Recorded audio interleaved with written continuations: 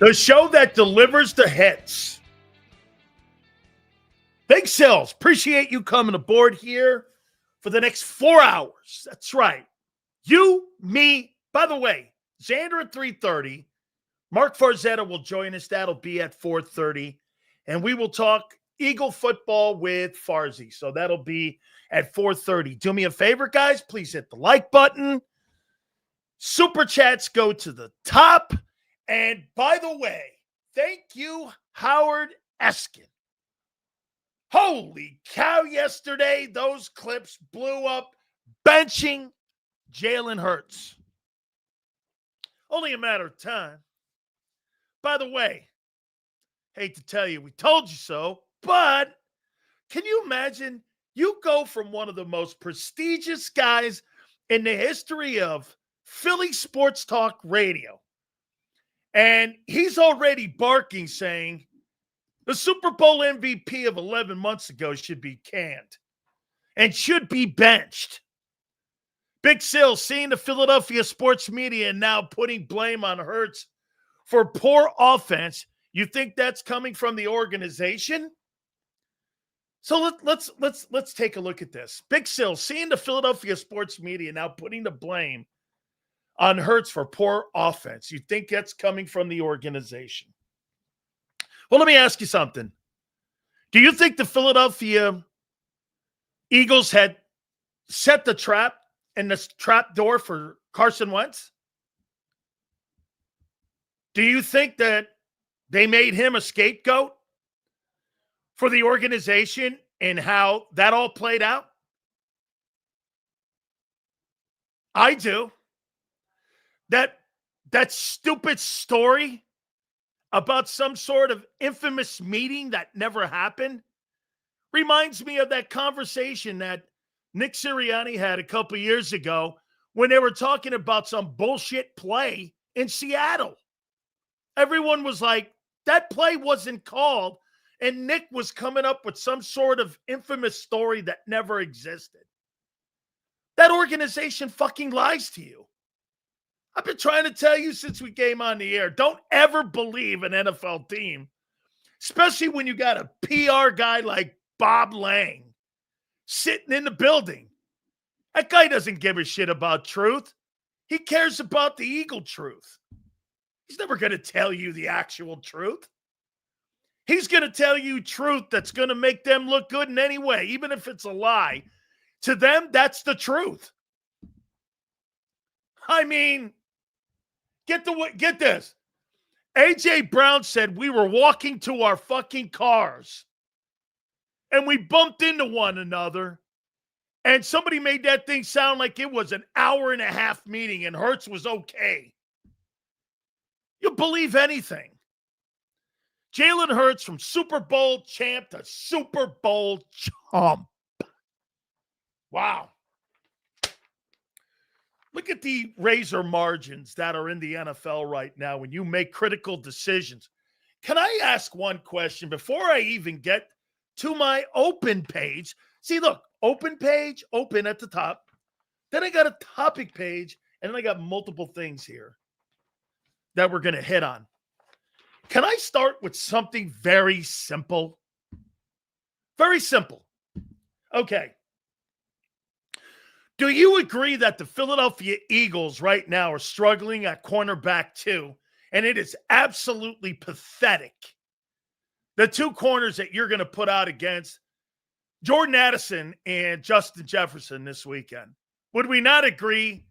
They're absolutely pathetic. I mean, you talk about a downgrade. Your cornerback play hasn't been this bad in decades. Hasn't been this bad in decades. Okay. Now look, you and I will sit here. We'll have a normal conversation.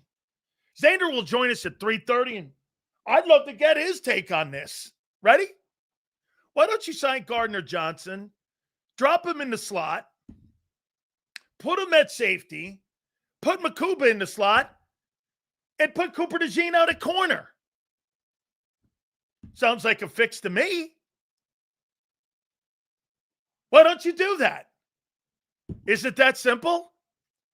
I've been told that your boy could play corner, and there'd be no issues. I mean, CJ can't be worse than Ringo. Gardner Johnson was a Pro Bowler with you and finished first. Okay, first in interceptions and last year second in interceptions. Why can't you fucking do that? Hey, Gardner Johnson's the best safety that the Eagles have right now, is he's sitting at home. Put Cooper DeJean out at corner. Easy fix to me. Adoree Jackson blows, and Kelee Ringo's unbecoming of an NFL football player. Can't get any worse than it is now. I know this. Every time C.J. Gardner was on your fucking team, you went to a Super Bowl. Hey, I agree. I happen to agree. Lori's still pissed about the Taylor Swift shirt? Well, congratulations. Guess what? You're going to go from the number one pass defense in NFL last year to the worst pass defense in the NFL. How you feel about that? Year before, you were 30th. Last year, you were first. And here you go again with the seesaw back to the worst pass defense in pro football. All courtesy of Howie Roseman. How you doing? Sounds like an easy fix, but no way. No way. They'd rather hang around with the turds they have on the roster and try to force down your throat and tell you that they got good players. You guys been telling me, hey, you guys were hitting a grand slam in the offseason. Woo! Keely's going to be all pro. Adoree Jackson will be just the right guy and will be an upgrade from Slade because he sucks. Yeah, right. All that turned out to be a fucking lie. By every one of you. Are you flip-flopping now? It's okay. I don't hold it against you. You know why? The NFL is a week-to-week league. I don't hold that against you. Never will. Let me tell you something right here with this motherfucker. And why I love Big Marshall. This dude doesn't have to do this, and he did it for the channel here. And you know what I got to tell him here? I'd pull his shit up anyway. This dude is somebody that does not agree with Sills all the time. But you know what I love about him? He goes back and forth. This guy right here, if we have a situation at the end of the year, and we will, win or lose the Super Bowl, you guys are going to be on the show because remember what the deal is? I'm either going to shave my head if you win the Super Bowl, or you're going to all come on this program and bow at the feet of Big Sills, including Xander. How you doing? I don't forget you guys. I got you all coming in here now. Yes, sir, baby. I got a memory like an elephant. And all of you, I'm coming for you. You too, Sue. Better get them red shoes on. Coming for all of you. You better pray they win that Super Bowl. Hurts will be bent. Oh, no. Wait a minute. Hurts will be benched? Actually, we do have a topic with that. Hurts will be benched, so I know will make a lot of people happy. Myself, I'm tired of the roller coaster went through. It went with Wentz. Won't do it again. It's no coincidence. I know what he's talking about here. Same problem reoccurring. Hurts can't fuck this team. And Dan Lang. I think he means Bob, but I got you, bro. He's right. You know what? The same situation and what he's talking about here is how they stopped developing Wentz. And it's the same seesaw you put Wentz on. Everything was going great. You had Frank Reich in the building. The guy was fucking heading in a great projection. And what happened after that? The organization, after they fired Doug, thought they knew what they were doing. They destroyed the quarterback. They destroyed the quarterback's future in Philly. He didn't help himself. And before you know it, he's a journeyman now. That's exactly what Marsh is talking. Way to go. Here comes cheerleader M. His new name is M. Reyes Lang. I speak for everyone when I say, fuck you, go Birds. You don't speak for everyone. You speak for the Eagle management team, bro. You don't speak for everyone in here because no one talks like you. You speak for fucking Bob Lang and the Eagle management team. Because people who have eyes know what's going on, Junior. You don't have to be a rocket scientist to see what's going on. M. Reyes Lang. Bob Lang's little bitch boy. How you doing? Sills, could you imagine the joy in your heart if they bench Hurts and talk about content? Oh, no, not benching of Hurts. Holy shit. We're not there after an MVP Super Bowl. How can that be? 11 months ago, your boy was fucking the MVP. And there's talk in Philly of benching him? How could that be? Oh, hearken thou. Reyes speaks for the slurpers and glazers, not me. Damn right. I never knew M. Reyes was fucking 4'2" because he walks around the NovaCare Center the same way that Bob Lang does, on his knees. Let's get the Howie Roseman knee pads. Hi. You know what, too? I heard that M. Reyes has got a neck problem. It's vertebrae number 7. You know what that's from doing? Always looking up at him. Hi. Like a penguin. M. Reyes is like a penguin walking around NovaCare's parking lot. They won't let him in the fucking building because he's a stalker. So he's walking around, he's looking up, he's walking like a penguin. I mean, Penguin Reyes. How you doing? I love the Eagles. I love him. Jalen Hurts is my godson. Not really, but I want him to be. You tell me that guy doesn't have a blow-up doll with Jalen Hurts' face on it. Benching Hurts campaign is, oh, no. That can't be. Holy shit. The benching of Jalen Hurts campaign. Man, am I there yet? Let me think about it.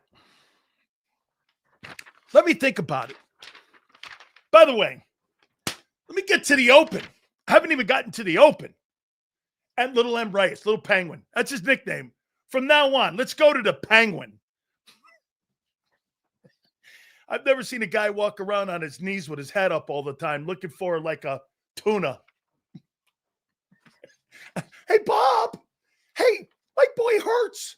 This guy just waddles around like he's the penguin. Fucking hilarious. Penguin Reyes. Yeah. Penguin Reyes and his little followers.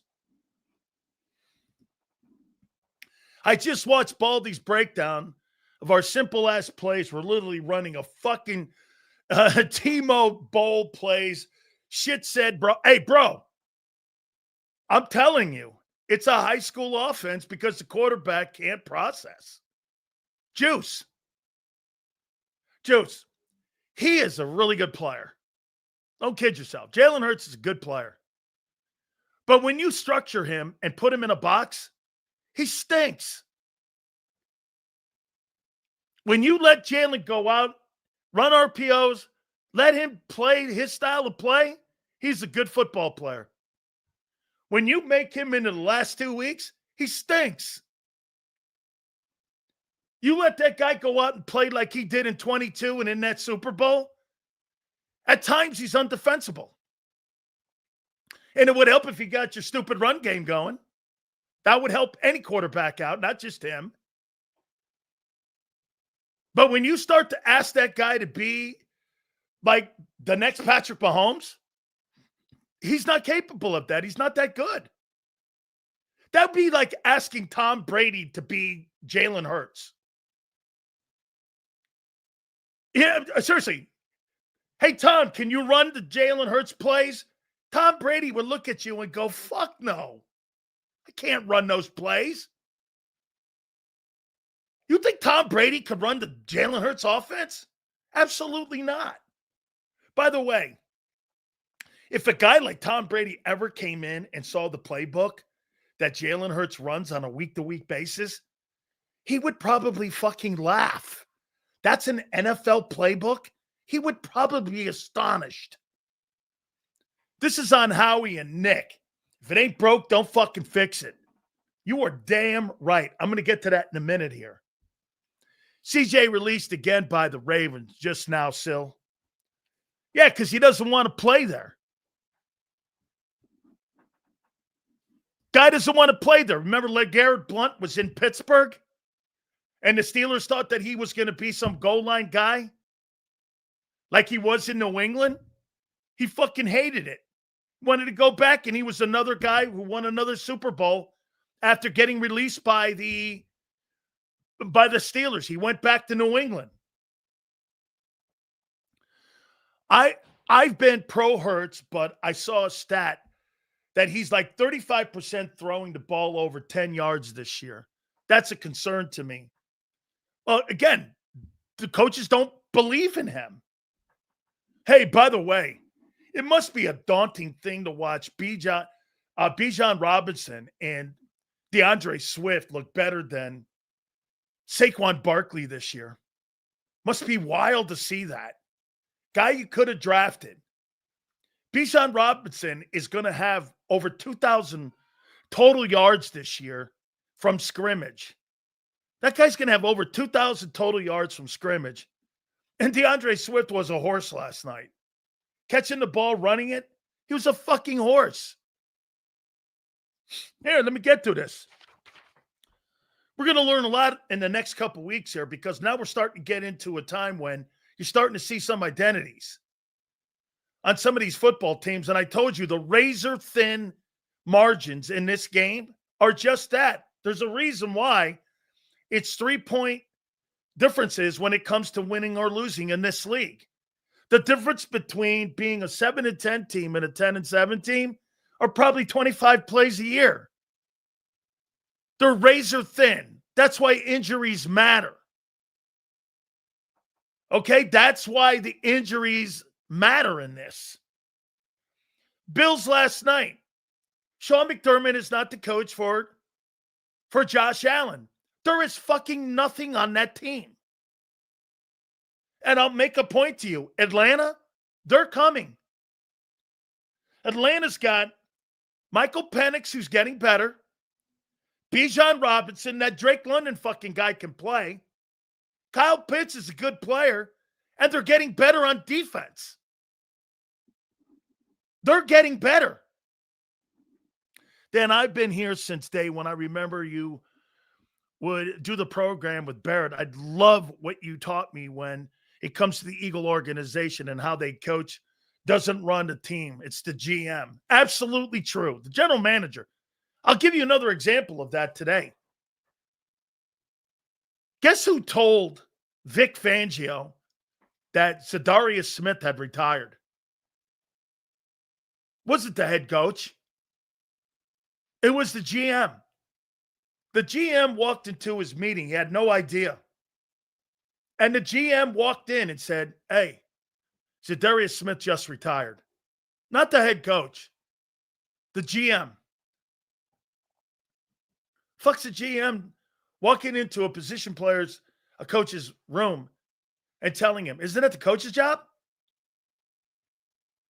You would have thought the head coach walked in and said, we released Za'Darius Smith. No, that came from the fucking GM. The GM has more autonomy on that team than Nick Sirianni. Freaking safety right. Free falling in your lap, but Howie loves Reed Stinkinship. And Andrew can't play because they toe the line. It's totally ridiculous. Big Z, I missed the super here. I want to make sure we get everybody. Guys, do me a favor.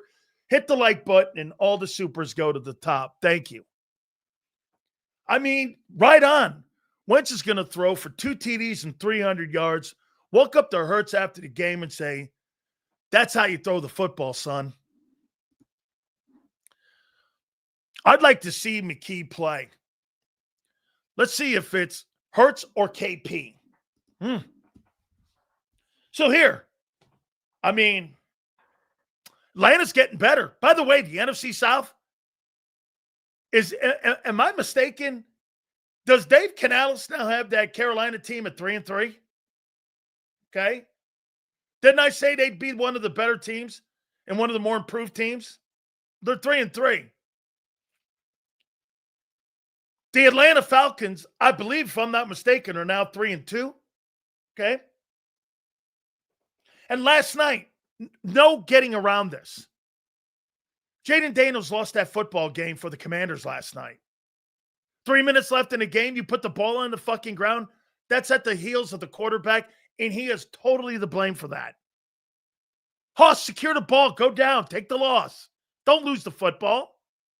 You completely lost that football game for your Commander team, and you could have been tied for first place in the NFC East. That is on you. It is totally on you. That team is relying on you. They don't have a lot of talent. What do you think? You're the Eagles, where you can rely on other players on the team? You don't have that kind of team. Shit, Hurts could blow out loud, and you could still win a game. Jaden Daniels and Josh Allen can't do that. They have bad games. It's a bad night for all. Hurts has a bad day. No one cares because someone else will pick up the mail. Remember, they don't have an exceptional quarterback in Philly.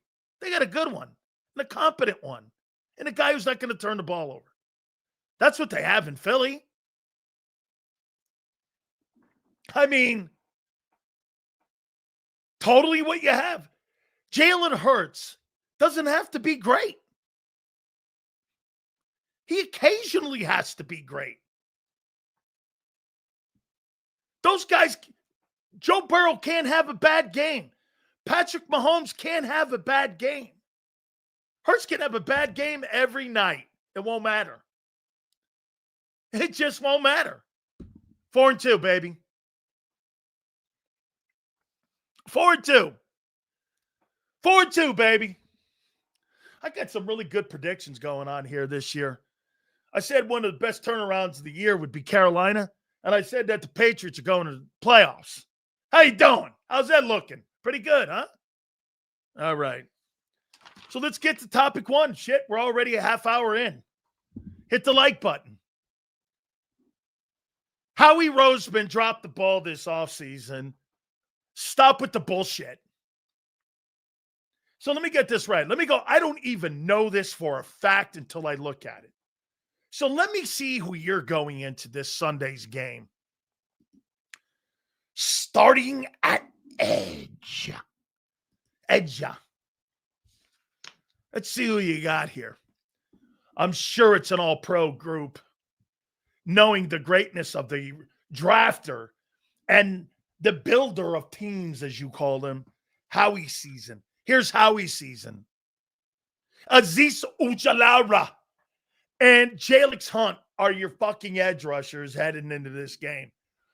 You talk about fucking garbage ends. You got the worst defensive ends in the NFL right now.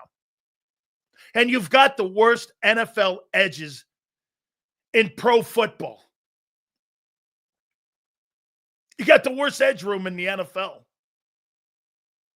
They're not even competent. I mean, pick the worst team in pro football. You have the worst edge rushers. And that's the guy that picked those guys. Going into this game, you have the worst corners and edge rushers. Heading into this game because of Roseman. You glazed over him a year ago, and rightfully so. Here, rightfully so. Bijan is electric and a great wide receiver. Penix looked good too. Absolutely. Absolutely. Okay? No question. Hey, for some reason, I just lost my my comments. And I don't know what happened here, but there we go. We're good. Got it. The all-pro team of misfits on defense. Hey, I don't have a problem with Vic's doing. You took a blowtorch to his fucking defense. You totally took a blowtorch to it. Remember the words I used? Blowtorch. And you expected it to be good. I'm like, okay. How many people blame Howie for this? On the talent on the football team right now. How many people blame him for it? Look, a year ago, guy just absolutely hit it out of the ballpark. This is a week-to-week league, folks. This is a week-to-week league. Don't fall in love with Howie. Howie's not figuring this out. I heard John make a comment. One of the best I've heard. This is a Band-Aid. This is not a fix. This is not, you're not going to go in for surgery here. You're looking for Band-Aid results. If you guys are under the impression he's going to make some monster move by November 4th, you're out of your fucking trees. Nobody's going to deal with Howie Roseman. Why, so the Eagles can get better? No, thank you. Especially with an NFC team. No interest. Okay? Get this. This guy makes things up. The more he speaks, the more he believes it. What am I lying about? You're incompetent quarterback? You're incompetent coordinator? Your first-year guy? Let's see. Your incompetent edge rushers? The incompetent replacements you had? What's made up, douchebag? Tell me what's made up. What did I make up? I'm waiting. What did we make up? Help me out, Mark. What was made up? The answers to the Eagles is to go get CJ. Old Eagle players should talk to the team about it and not the media. We are seeing the long-term results of telling your superstars we don't need you. I see no answers besides moving on at quarterback. Do you see a fix? Not this year, because Howie Roseman mortgaged the 2025 season like I fucking told you he did the entire offseason. If this season goes to shit, Nick will be fired, AJ will be traded, but unfortunately, we are stuck with Hurts because no one is trading for him and his sorry ass. Thank you. Thank you. Blowtorch funds. Let me tell you this. Anybody who donates like this to me, and to us, I should say, by the way, it goes right back into making sure the show continues. So Bob Lang and the Eagles can't cancel it. Do you know that? You keep the show going. You keep it going.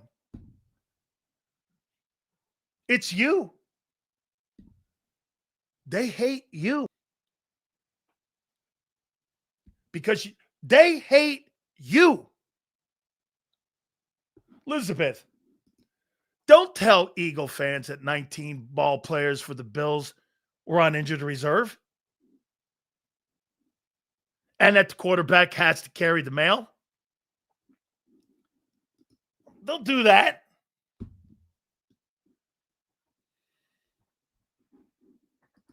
Thank you.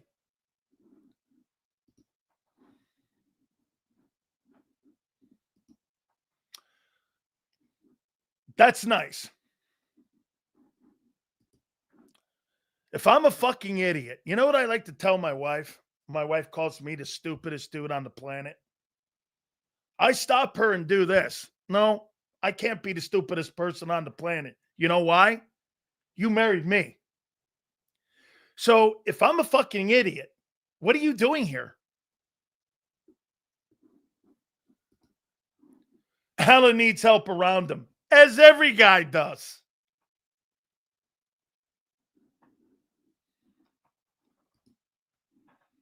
Your own wife calls you dumbass? Wow. Well, when you're married 35 years, my wife could say anything to me. There's nobody I love more. Oh, wait, my kid. Reverse psychology, thank you. Women are here. In my house, that's a fact.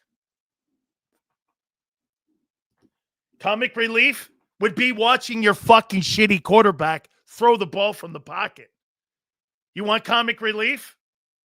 Put Baldinger's tape on and watch him try to dissect the defense. It's like a blind man. Helen Keller is better at reading defenses than Jalen Hurts. How's that for you? Hey, Xander, you wanted a clip? Here's one for you.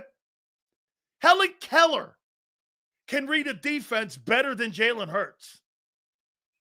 Okay. I mean, there's one for you.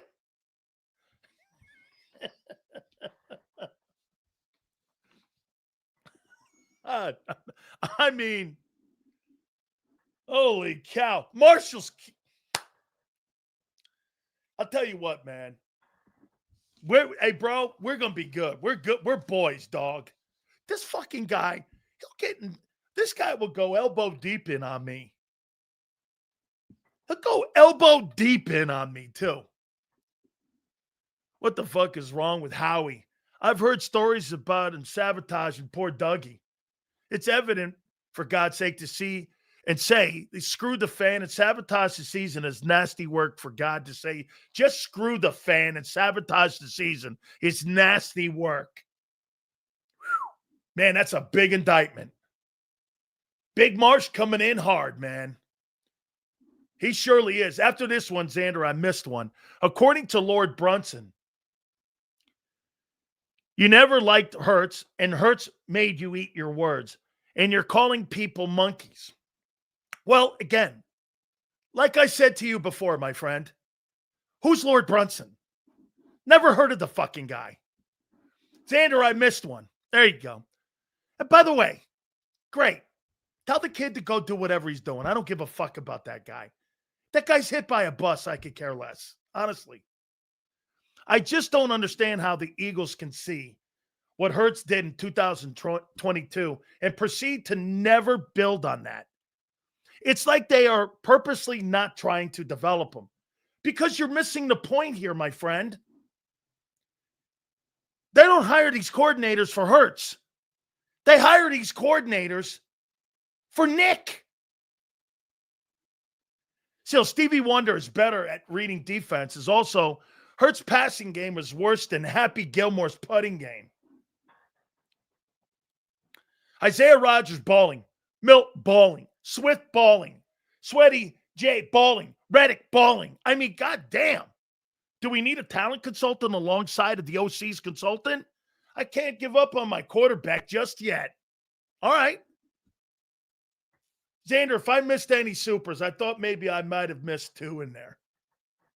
You guys let me know if I miss any. I blame Howie and Jeffrey signed off on this shit, on this dumb shit. This defense is as bad as guys been a fan since 1998. And we have Chip Kelly defenses. Still, Stevie Wonder is better. I read that one. That's good. Thank you. Thank you, Kyle. Howie Roseman fucked this team up. Because, as we said, you cared more about 26 and 27. They didn't do anything wrong.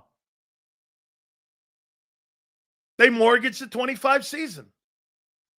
They missed on evaluations. They let a 26-year-old defensive lineman go, who's one of the better D linemen in the league all around. You didn't replace the coordinator correctly. And this is where you are. Howie has Napoleon complex.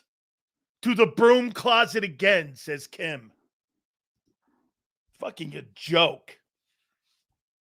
How he walks in to the defensive coordinator's meetings. Hey, guess what? Out of nowhere, Za'Darius Smith retired. What? What? And then you give me Jalen Hunt and you give me fucking guys like that. By the way, I happen to think Jalen Hunt might be a good ball player down the line. When do you think MJ stops answering Jalen's calls? When he fucking signs with Reebok. After he gets benched, the face of Jordan is going to get benched. And then he's going to get this. And then he's going to be the face of Reebok. Pierre Kanda Howie head did more than we thought. Down and to the right. Down and to the right. Too soon? Okay. How did Batula do with McKee against the Bengals in the first preseason game? I mean, holy shit.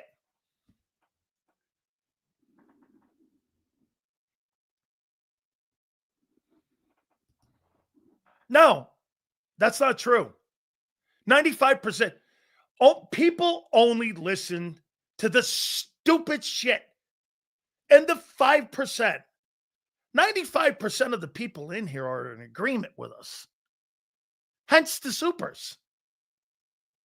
You're just hearing a small little tiny bit of non-believers. That's all you're doing. Guys like Big Marshall. Big Marshall's got a brain of his own. He don't need other people in here fucking polluting his brain. He don't even need my take. Okay? Hey, and you know what M. Reyes is sponsored by? These nuts. Go cheer for the giant losers. Ooh, spoken like a true Philadelphia sports fan. Go root for the nothing stronger than that? What do you drink? White wine spritzers? Where's your balls, guy? Go cheer for the Giants. Losers. Okay, guy, I guess. Unbecoming of this chat if you're going to be on the other side of the aisle. Next time you come in, come packing, guy. I spend way too much money on this team for a computer dork to throw away seasons. That's a slap in the fucking face. I'm speaking for myself. You do, dude. Okay? And M-Race is sponsored by Midol. Headaches every month. Cramps every 2 weeks. M-Race. Oh, man. First of all, Sills is a Buck fan. I'm not a fan of any fucking team. I don't root for any team. I don't root for a team. The worst part about this is that Howie feels justified because this method has gotten us two rings in the past 8 years. Absolutely true.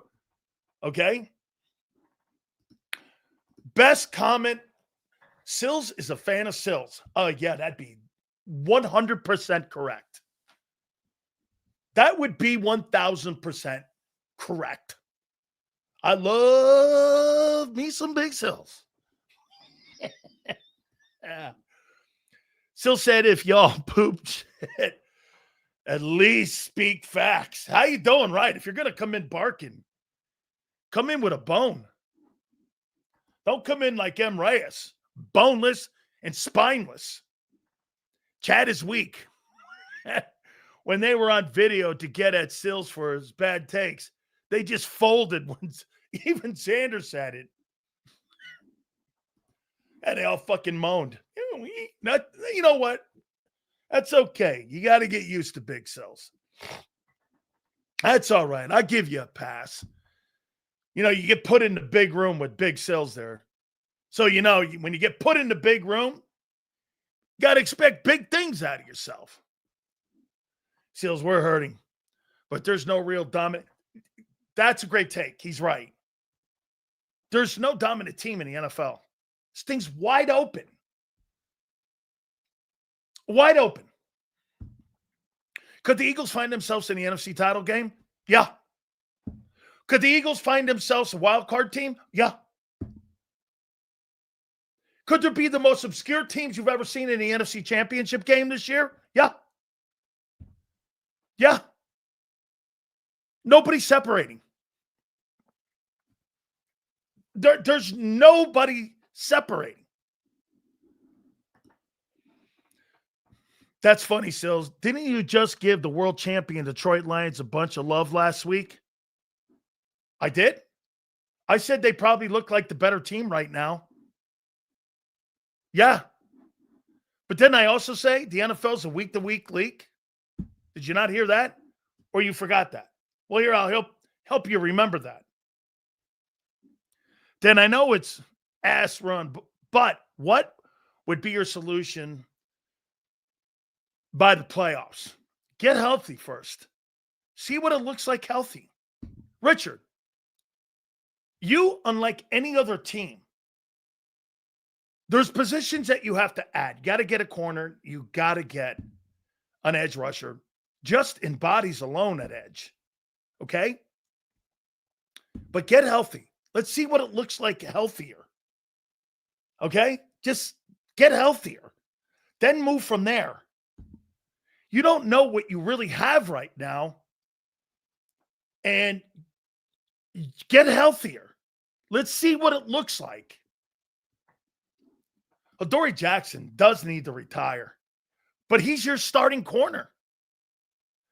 Let me see this. I got to look at the depth chart again. Adoree Jackson and Kelee Ringo are your starting corners as of right now.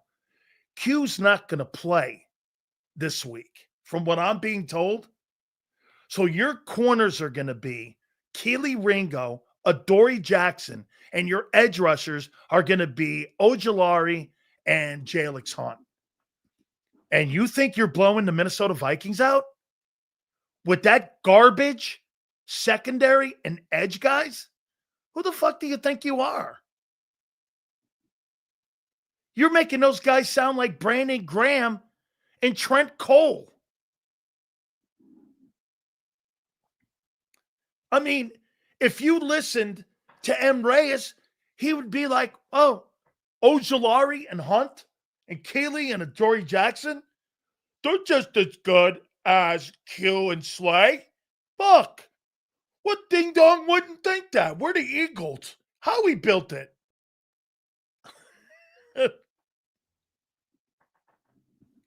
I mean, will we? Right? Will we? How could you not? Betty moves Coop to corner. Hey, why not? Go sign Gardner Johnson. Put him in the safety position. Shit, it might help out the play of Reed Blankenship, who's total dog shit.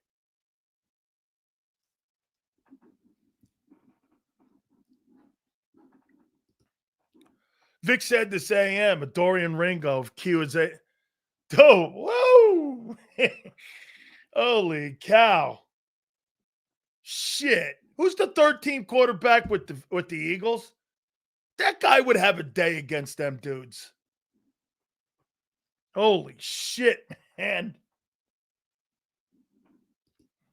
Hey, by the way, why won't they put Cooper at corner if it's so bad? You guys have been telling me the whole time that he could play corner. He can't play corner. Because if he could, they'd put him there. And now teams are going to start roasting the Eagles secondary. Sam Howell. I forgot the legendary Sam Howell, who threw for 800 yards against the Eagles when he was in Washington.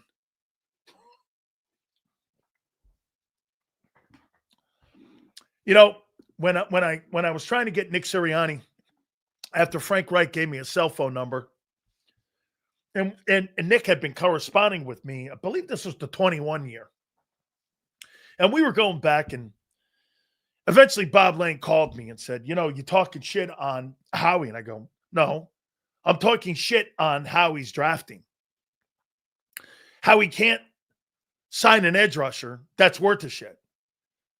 And how he can't sign a corner that's worth a shit. He landed on Q, no doubt. But in his 25 years in the organization, he's never landed on anybody substantial. In his entire life. And, well, you're talking shit on him. I'm like, talking shit on him? I'm being critical of him.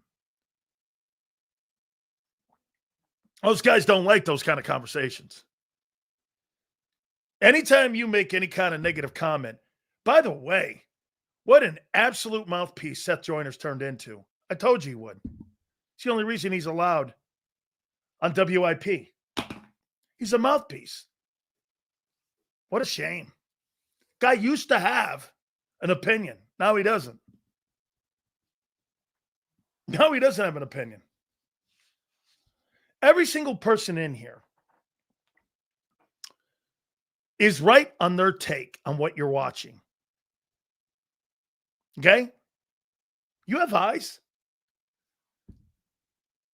You're giving it the eye test. Guy doesn't look good. Guy's not playing well. Guy's missing wide open receivers. You don't have to be an analyst to see that. You guys have watched enough football in your lives. I'm not asking you to sit in a booth and break down a play. Tell me what's going to be next like Tony Romo does. That's something we do here. We're sitting around. We're having a conversation on what's wrong with 24 quarters of football with the Eagles. And you know what? Other people are going to come up with different ways of looking at it. They're going to come up with, excuses. And all we do here is we point out the good and the bad. Okay, well, let's do something here so we make all the wokesters in here feel better about themselves because they like reach-arounds. So let's make the wokesters feel better. And I'll wait. You tell me what you think the best part of the football team is right now. We're better off with Nnamdi Asomugha and Maxwell this week at corner. This team has me on the brink of lighting up a crack pipe. Just don't buy it off the street, my friend. Go up to Soho. Get at least some good rock. I'm kidding you. Okay. What's the best? What has been good in the last 24 hours? The punter. I see somebody say the punter. I'll agree. What's been good over 24 quarters of football? Nnamdi was awful, man. He was good with the Raiders. Won't lie. The tush push. Elliott. What else? What else? Goddard. Yeah. Yeah. The guy that may take a pay cut. What else? Smitty. Okay? When they use him. Red zone offense. Okay, what else?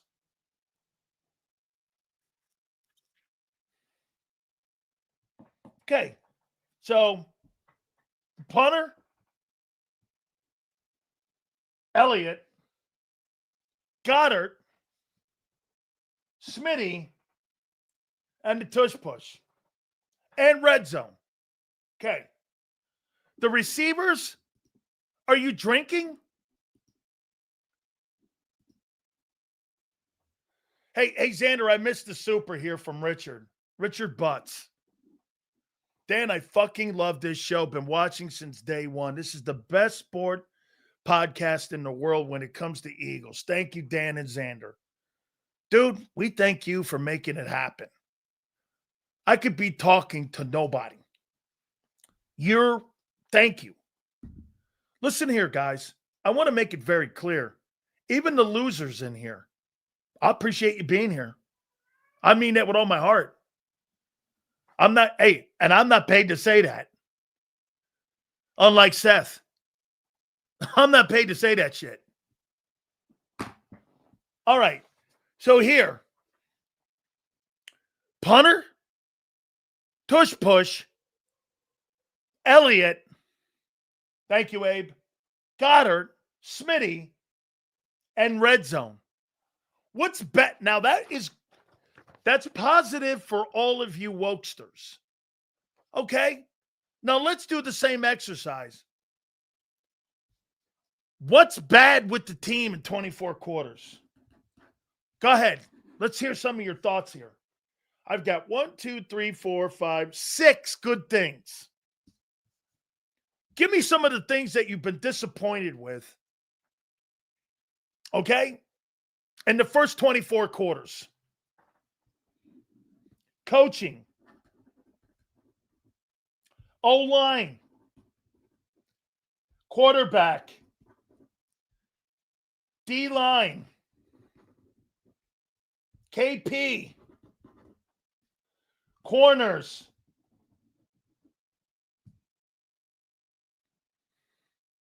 Passing.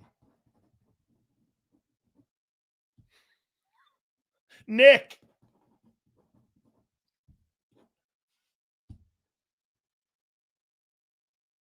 Okay, so coaching, O-line, the quarterback, D-line, Kevin Patullo, the corners, Nick, the passing game, the mentality. Jesus. Health. So much for not playing in the preseason. Leadership.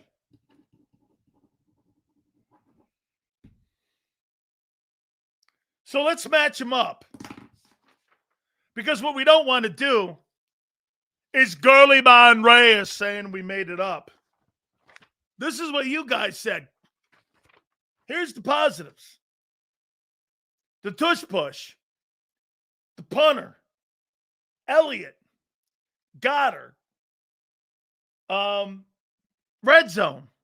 Smitty. Here's what you said that was bad. Coaching. O-line. The quarterback. The defensive line. Kevin Patullo. Corner play. Nick. Mentality. Health. Leadership. Hey, you don't have to be a fucking analyst to nail it. You just nailed it. You're right. With the good and the bad. I'm very proud of all of you. Yeah. Every one of you. Hey, good night.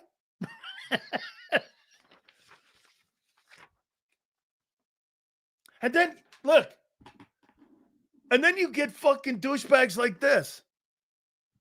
What's that got to do with anything what you guys are saying? It's like this guy does a separate show sitting in the corner.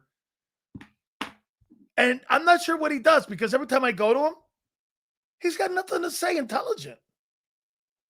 You're like, guy, I mean, are you okay? Do we need to get you some like special, like, teachers or something?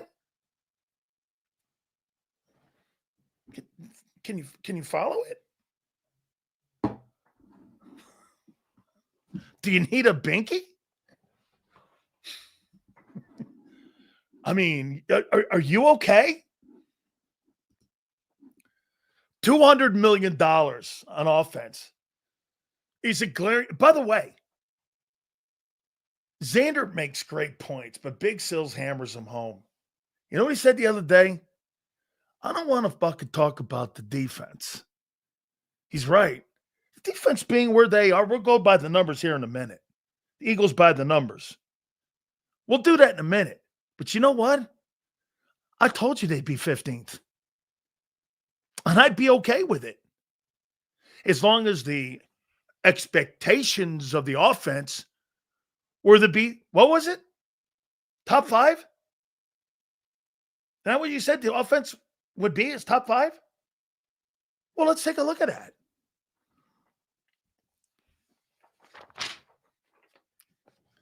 I remember that prediction. I looked it up.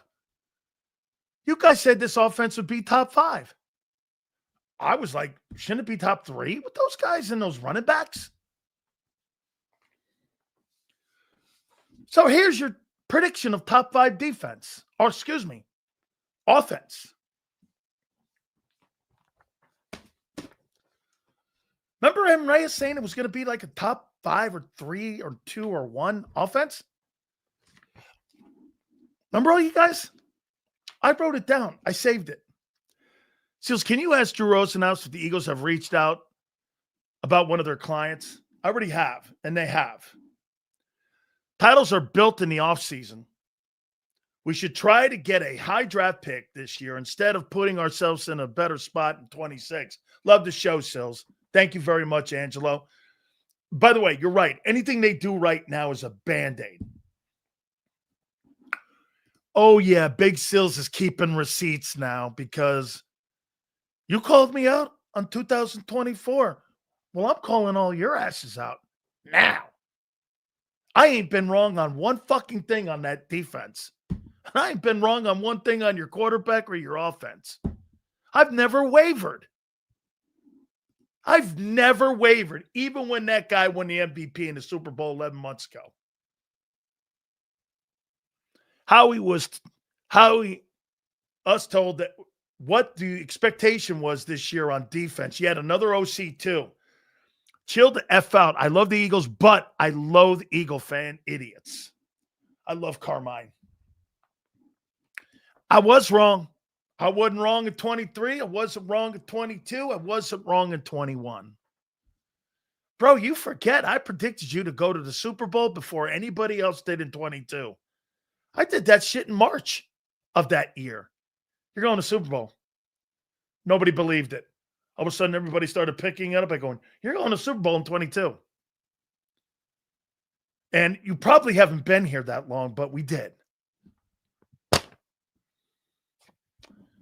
Oh, this guy's saying I'm lying. I did. In March of 2022, before the draft, when you were doing free agency, I said you were going to the Super Bowl. That's debatable. That's not debatable. Now they're trying to change history on it. Imagine that. Xander, post that. I picked the Eagles to go to the Super Bowl in 22 in March. For our defense to be good, our offense has to put up 30 to 40 points a game.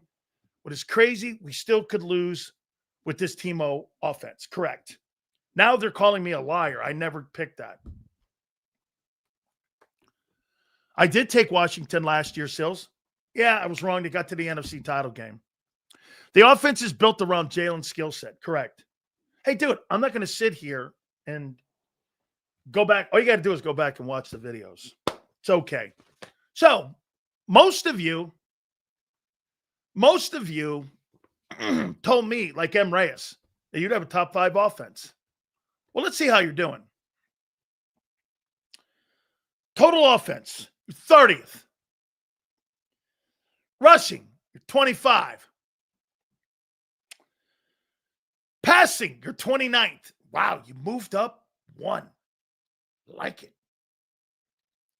No, you moved up 2 because you were 31st. Scoring, you're 15th. Third down, you're 27th. Whew. Man, you're bottom 5. Hey, M. Reyes, you got one thing right. You're 5, but not top 5. You're bottom 5. $200 million offense is bottom 5 in 1, 2, 3, 4, 5 of the 6 categories in offense. Bottom 5.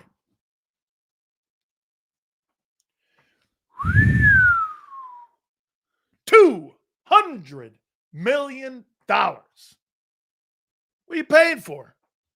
The 30th ranked offense? Here's your defense. Total, you're 21st.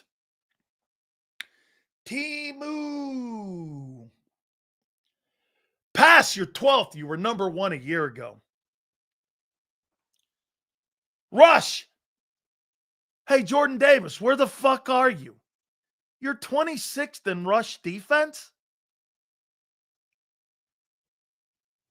You're 26th in stopping the run. You're 25th in running the ball, and you're 26th in run defense.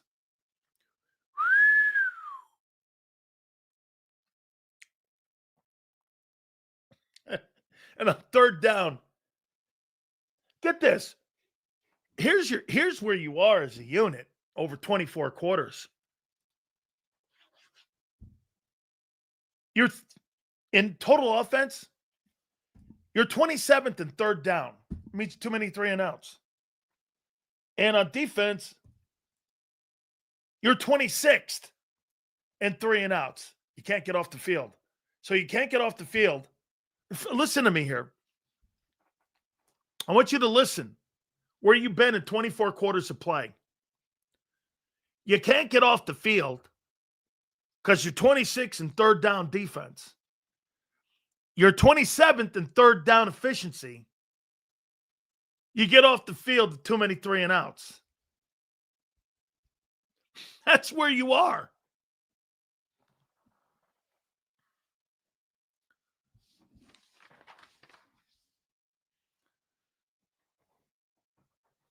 You spent $200 million on that bullshit offense. Let me get this right. And then you add this component in, okay? You spent $200 million on that offense, and you give the offense to a guy who's never fucking called plays in his entire life. What'd you expect? And a coach who has no answers when the coordinator's not competent. Every time he has a competent quarterback coach or a coordinator, they've got the answers. Not old Nicky boy. Shane had the answers. Kellen had the answers. Brian Johnson kind of had the answers, but Nick didn't want to listen.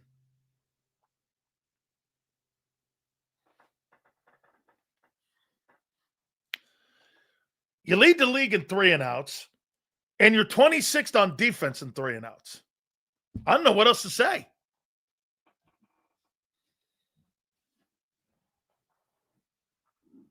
And you led the NFL in all those categories last year. Not that hard. Seals, put in a good word for us so we can grab Francis in the draft. The O-line kid. Think he's going to be in the top 5, my friend. Top 10. The kid's a great prospect. I told you, by the way, Bain may win. Ruben Bain, he may win the Heisman. He's the best player in the country. I talk to Ruben Bain every other day. I told him, keep it up. Don't let any outside noise get there. And fucking hit quarterbacks in the head. Take any shit. Don't talk to stupid media people. You don't need it. He's the guy that came out. I told him I loved his line too. He called Florida State the 2-10 guys. He was right. Seals, to turn this around, Philly needs to get back to what Hurts does well. The RPO. Correct. Yes. And they need to get healthy. That's why, I mean, massive moves.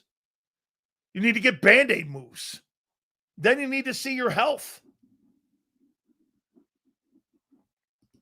I got to make sure I don't land on M. Reyes because I don't want to lose any more brain cells than I already have. Because a moment posting his, it's like a moment in time I wish to God I could get my life back a minute. So I want to make sure that I don't land on him because you lose a decibel of smarts every time you go to his takes. So I can't do it because for my mental health, that's why I'm doing it. You know, because if I accidentally, I've got to pick and choose because if I accidentally land on M. Reyes, I'll lose a decibel point of fucking intelligence. Sills, let's say this team is anywhere from 7 to 9 wins. What would you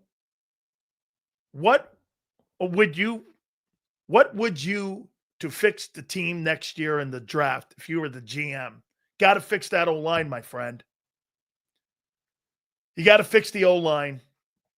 You got to get corners. You got to get some competent edge rushers. You've got to build the offense around Hurts. You're in that contract already. You can't get around that contract. Hey, and stop. Get this. I'm going to get the benching of Hurts here in a minute.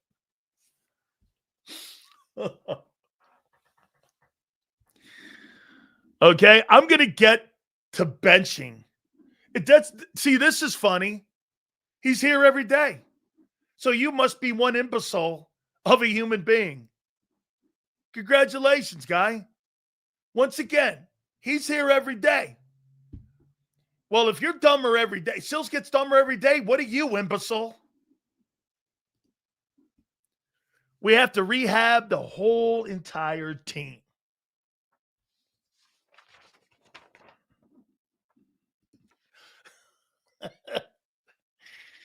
Oh, man. Hold on. I got to make sure. Let's see. Yeah, Sue, you're right. I got to stop talking about that fucking guy. It's bad for my health. It gives me agita. And I'm going to have to take a brioche.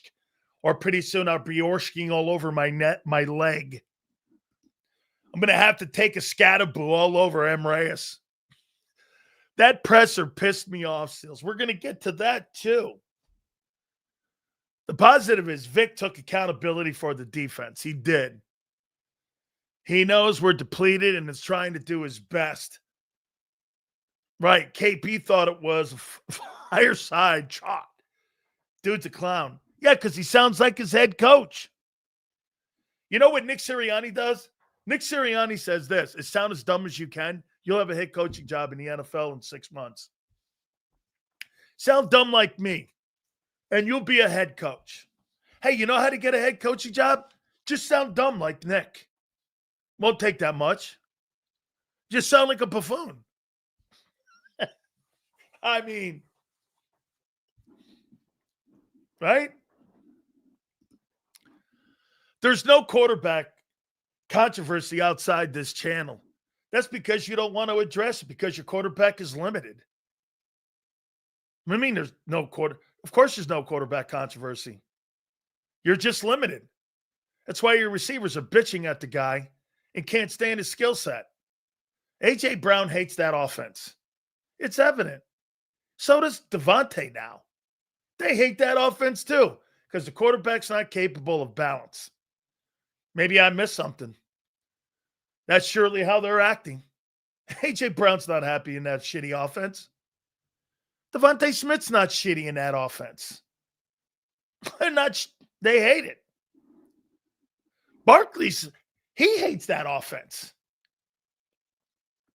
Shitty. That offense did get them to the Super Bowl. No. Not that offense. The offense of a year ago did. When you had a competent play caller and you were healthy and your offensive line was blowing people off the ball. It's the same shitty passing attack you had a year ago. Nothing's different. It's the same shitty passing attack. Who was saying bench Hurts? I am so done with this base. They're the biggest problem for this team. Bunch of morons. Yes, bench a Super Bowl MVP. Good call. Well, you traded a Super Bowl MVP away before. Did you not? You fired a Hall of Fame coach. Did you not? Carmine, did you trade away a Super Bowl MVP and a guy who got you almost from an Alshon Jeffries drop away to another conference championship game? Did you not trade him? Hold on. Well, I mean, I don't know. Run game is 2 downs, 1 distance, 2 formations, so predictable I could play better. I could call better plays.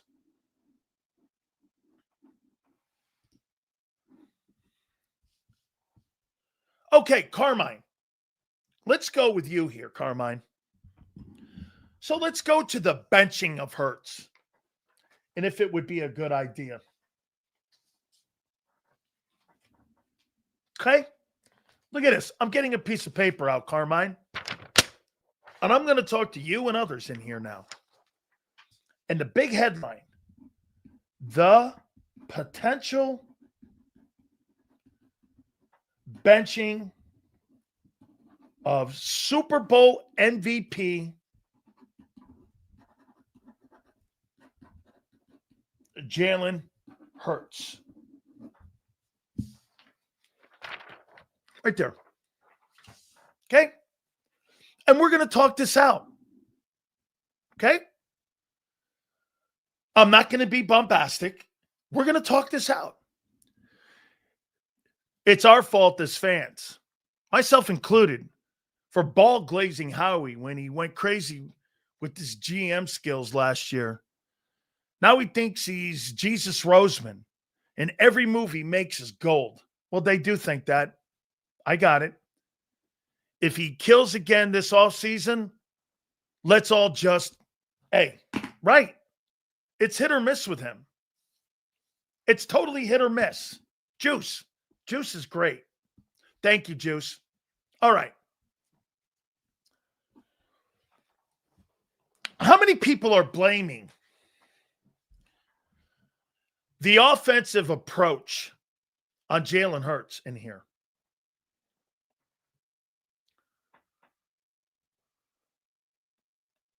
How many people are blaming the approach on how to move the ball on the quarterback? Bob. Okay. No. You're not blaming the approach on the quarterback. Okay. You're blaming it on Bobo Patullo. Okay. So Carmine says it's Bobo Patullo. Okay. Okay. So Kevin Patullo is elevated from being a quarterback coach or assistant coach with Nick these last couple years, correct? Okay, he's elevated. Carmine, why do you think he was elevated? Seals, get a whiteboard so you can show us concepts. You know what? I will invest in that. I promise. I like that idea, and I will. Okay. So Kevin Patullo, tell me if you agree. Kevin Patullo was elevated because they were pretty much going to do the same shit as a year ago. They were going to run the ball. They weren't going to really have a effective passing game. Kevin Patullo's never called plays. I mean, Kevin Patullo's never been a situational play caller. How could you expect the offense, if anything, to be in sync with a guy who's never called fucking plays?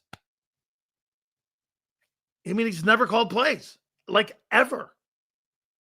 So they're going to just run the ball.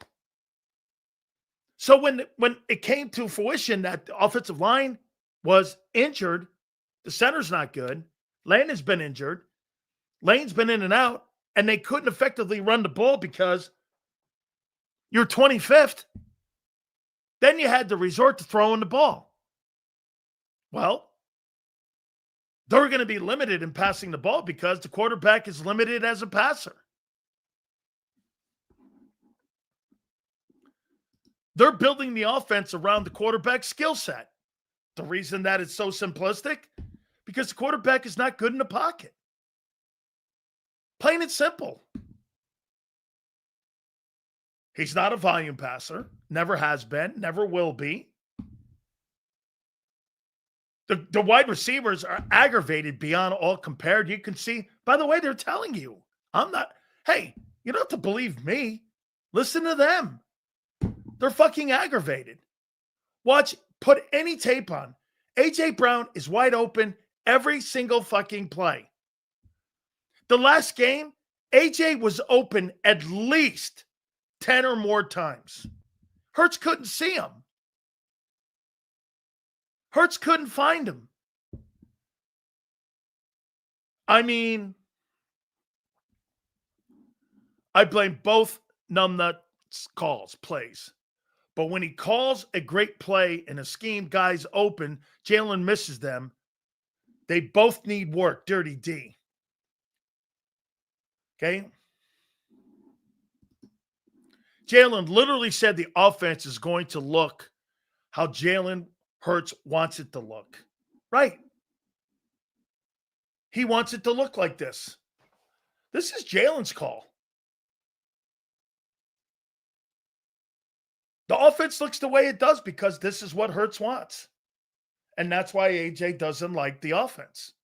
And that's why Devontae's now bitching. And that's why now you got Barkley bitching. Jalen Hurts is making this offense look the way it is. Not Patullo. Patullo's going along with what the quarterback wants. That's what a good coordinator does.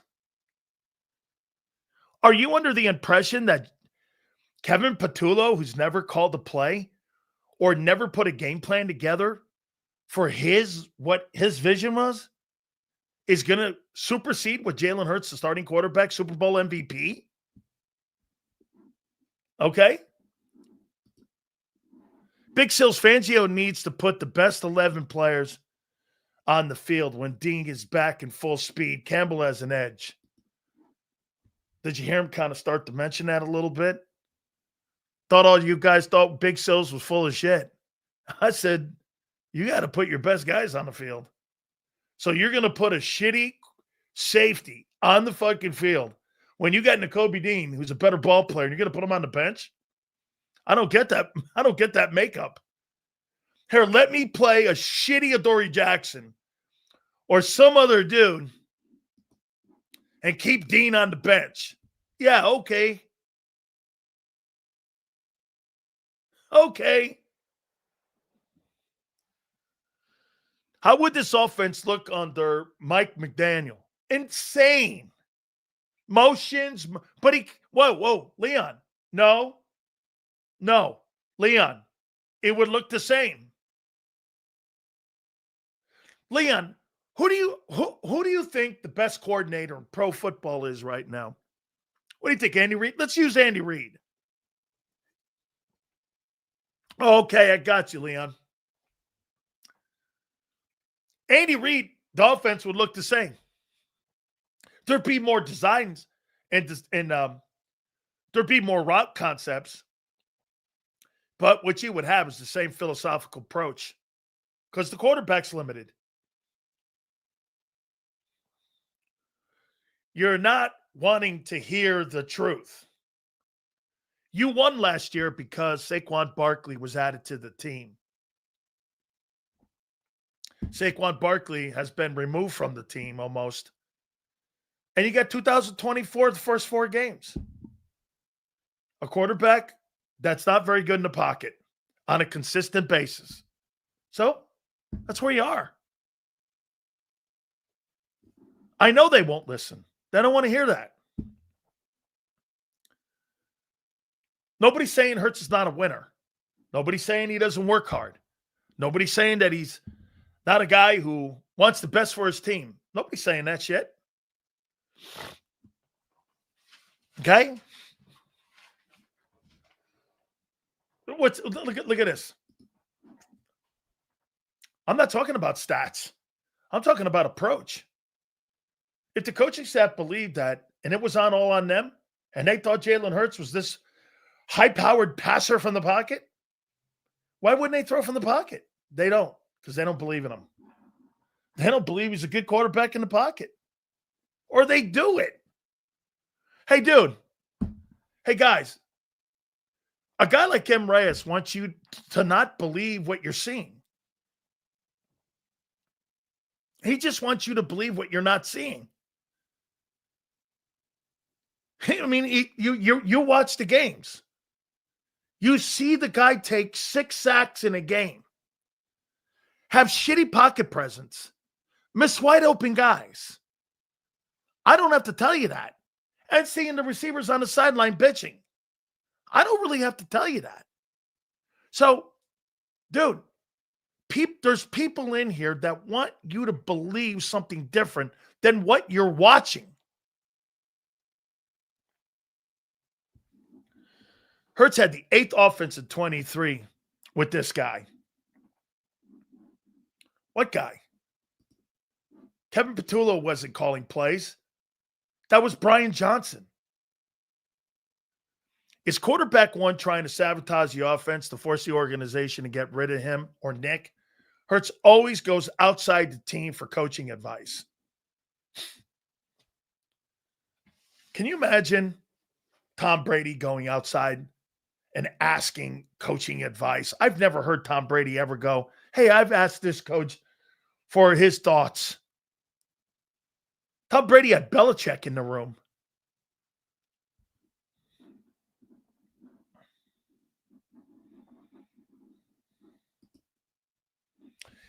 Seals, you've hated Hurts. I don't hate anybody. How could I hate Hurts? I don't know him from a can of paint. That's like saying you hate Trump and you never met him. I never got that philosophy. I don't hate people I've never met. How could you? I mean, the people that make those comments like that, I hate that guy. I never met him. How could I hate somebody I've never met? Only Gators? Okay, that's true. I do hate Gators. Seals, you've hated Hurts ever since he's been drafted. You was on his dick in the offseason. Now you're back in regular program. I respect it. Okay. Dude, I think Jalen Hurts, when he is used in the 2023 form of giving him the decision-making and taking it out of the coach's hands, I think he's fucking exceptional. He is exceptional when he runs the RPOs and he has the game in his hands. Exceptional. Undefendable when he does that. When you ask him to do 23 and the beginning of 24, and you ask him right now 25, he's not capable. I've never wavered on that. Never. Okay, get this. Josh Allen doesn't have one fucking football player on that fucking offense that could play in Philly's offense. Not one. They're garbage pail players. The defense sucks. He carries that team on his fucking back. Hurts is not capable of carrying a football team for a full season. Incapable. Get this. They would not start over Barkley or Goddard. Come on. Stupidity. Big Sills, isn't it a no-brainer to bring back the RPOs? Gruden has been blackballed by the league. He was a coordinator under Rhodes. We are back on the everything is bad because of Hurts train now. Come on. I didn't say that.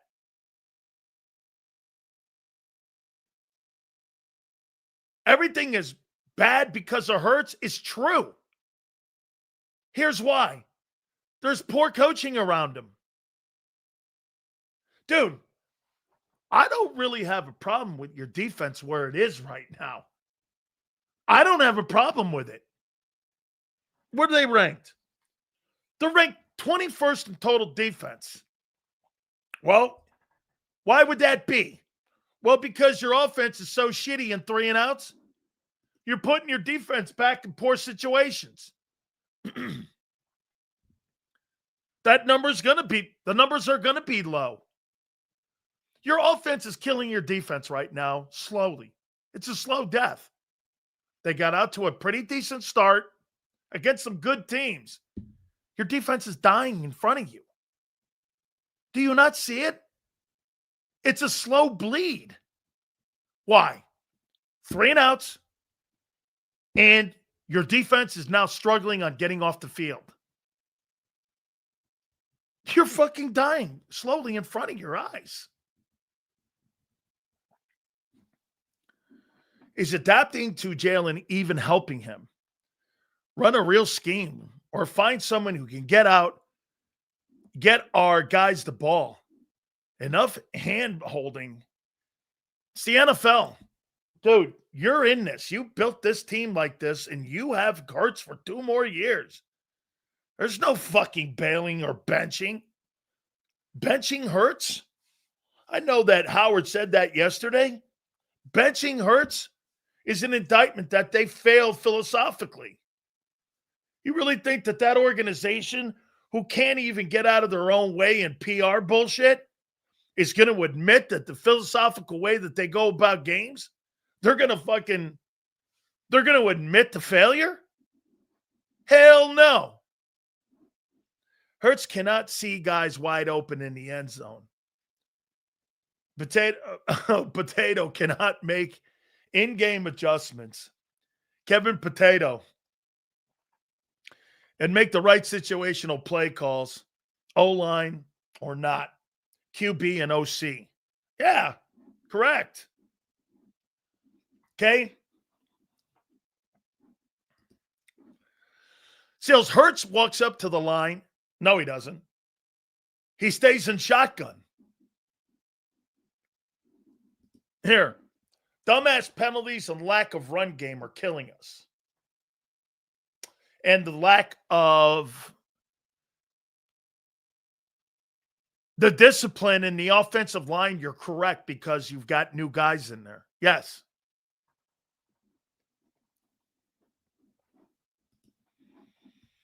So Jalen's heat chart on a podcast last night. It's exactly the Miami U logo from 24 to 25. Dude is afraid to use the middle of the field. Absolutely. Throwing it across the middle of the field, that means you have to have some coconuts to do that. And he doesn't have coconuts, and the coaches don't have coconuts to do it either. By the way, of all the contending quarterbacks in pro football, he's the least talented. You don't want to hear that either. He's the least talented guy. Now, you put him in that RPO 22, he's the most effective with the most unique offense. Dude, I've never wavered.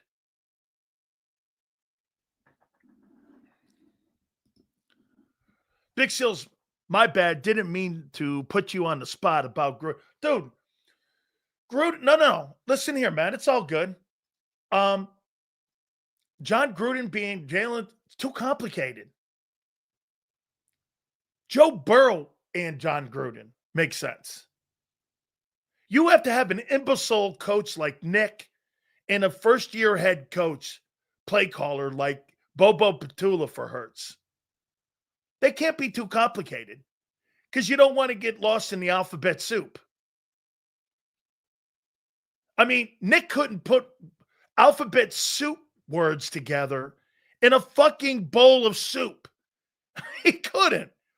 Kevin Petula is going to be the next head coach somewhere. You know why? He talks like an imbecile too. That presser today.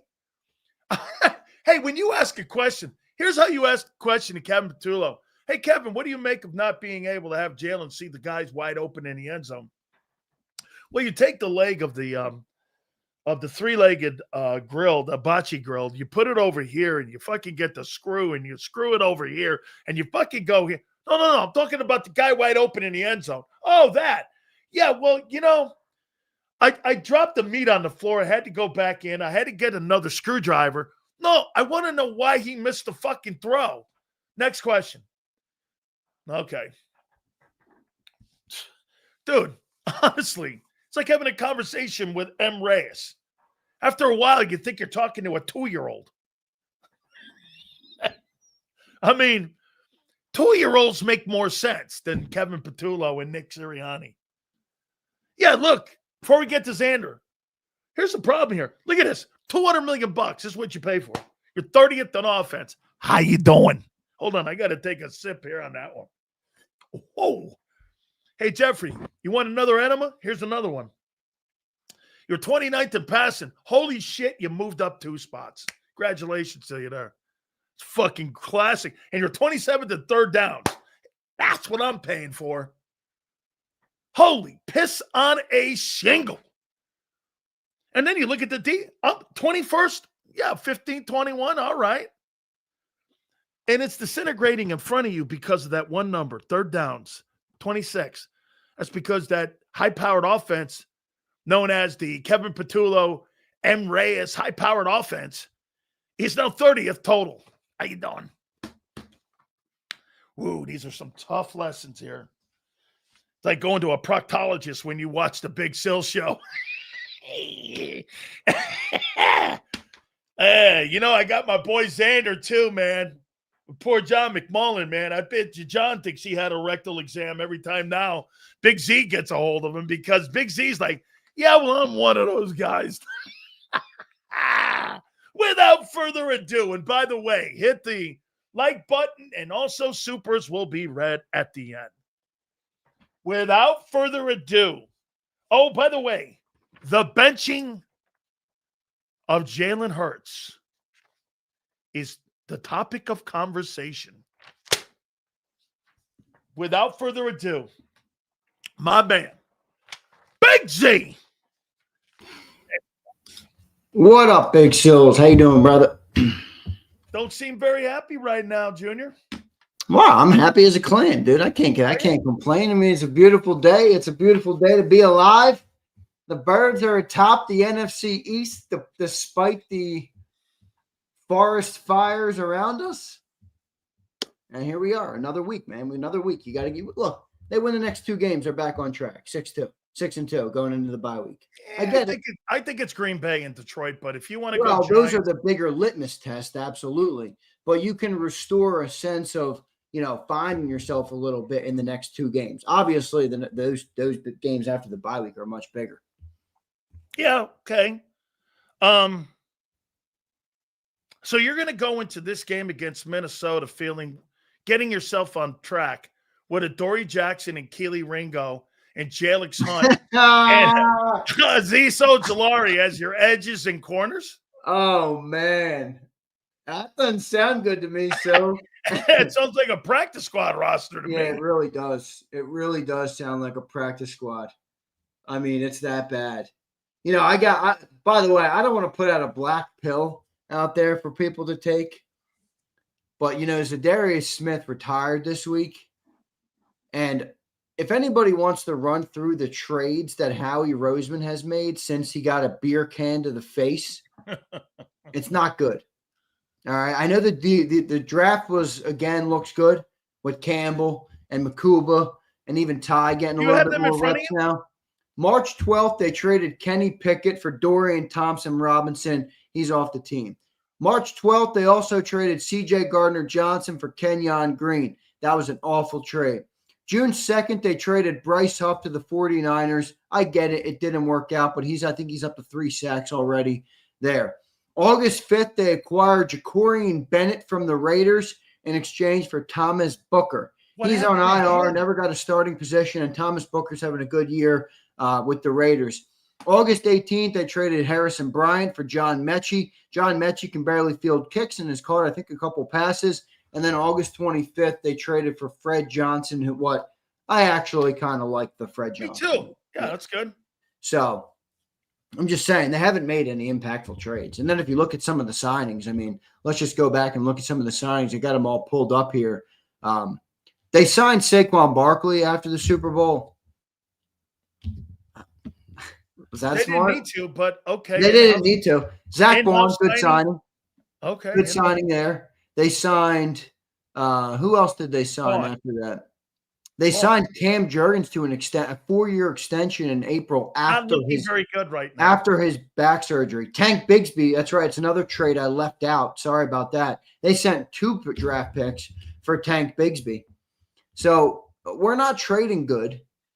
Outside of the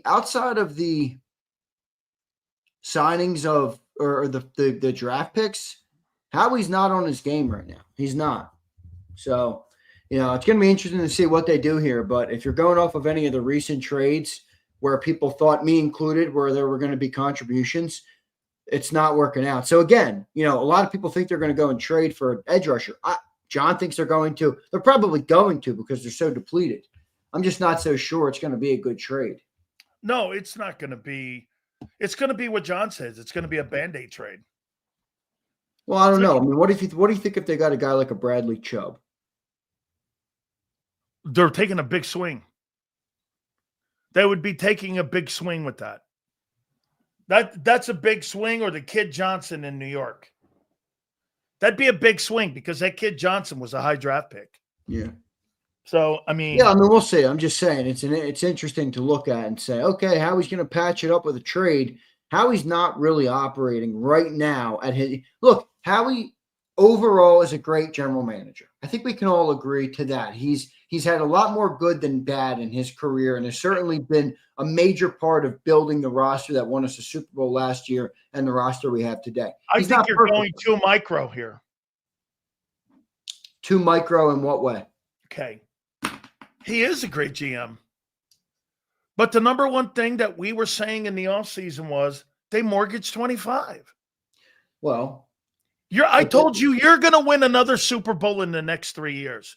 It's just not going to be this year. You think we're going to win another one in the next 3 years? Yeah, I do. Yes, I do. Yes, I do. Will Jalen Hurts be the quarterback of the team for that? That I don't know. You're too good as an organization in what you've done and how you do these contracts. Dude, it's still fashionable to come to Philly. Oh, 100%. Yeah. 100%. Free agents, it's still apparently Za'Darius Smith didn't think so. I think that guy did exactly what you said. You know what? These reps are going to start getting higher. He saw the room and he just went like this.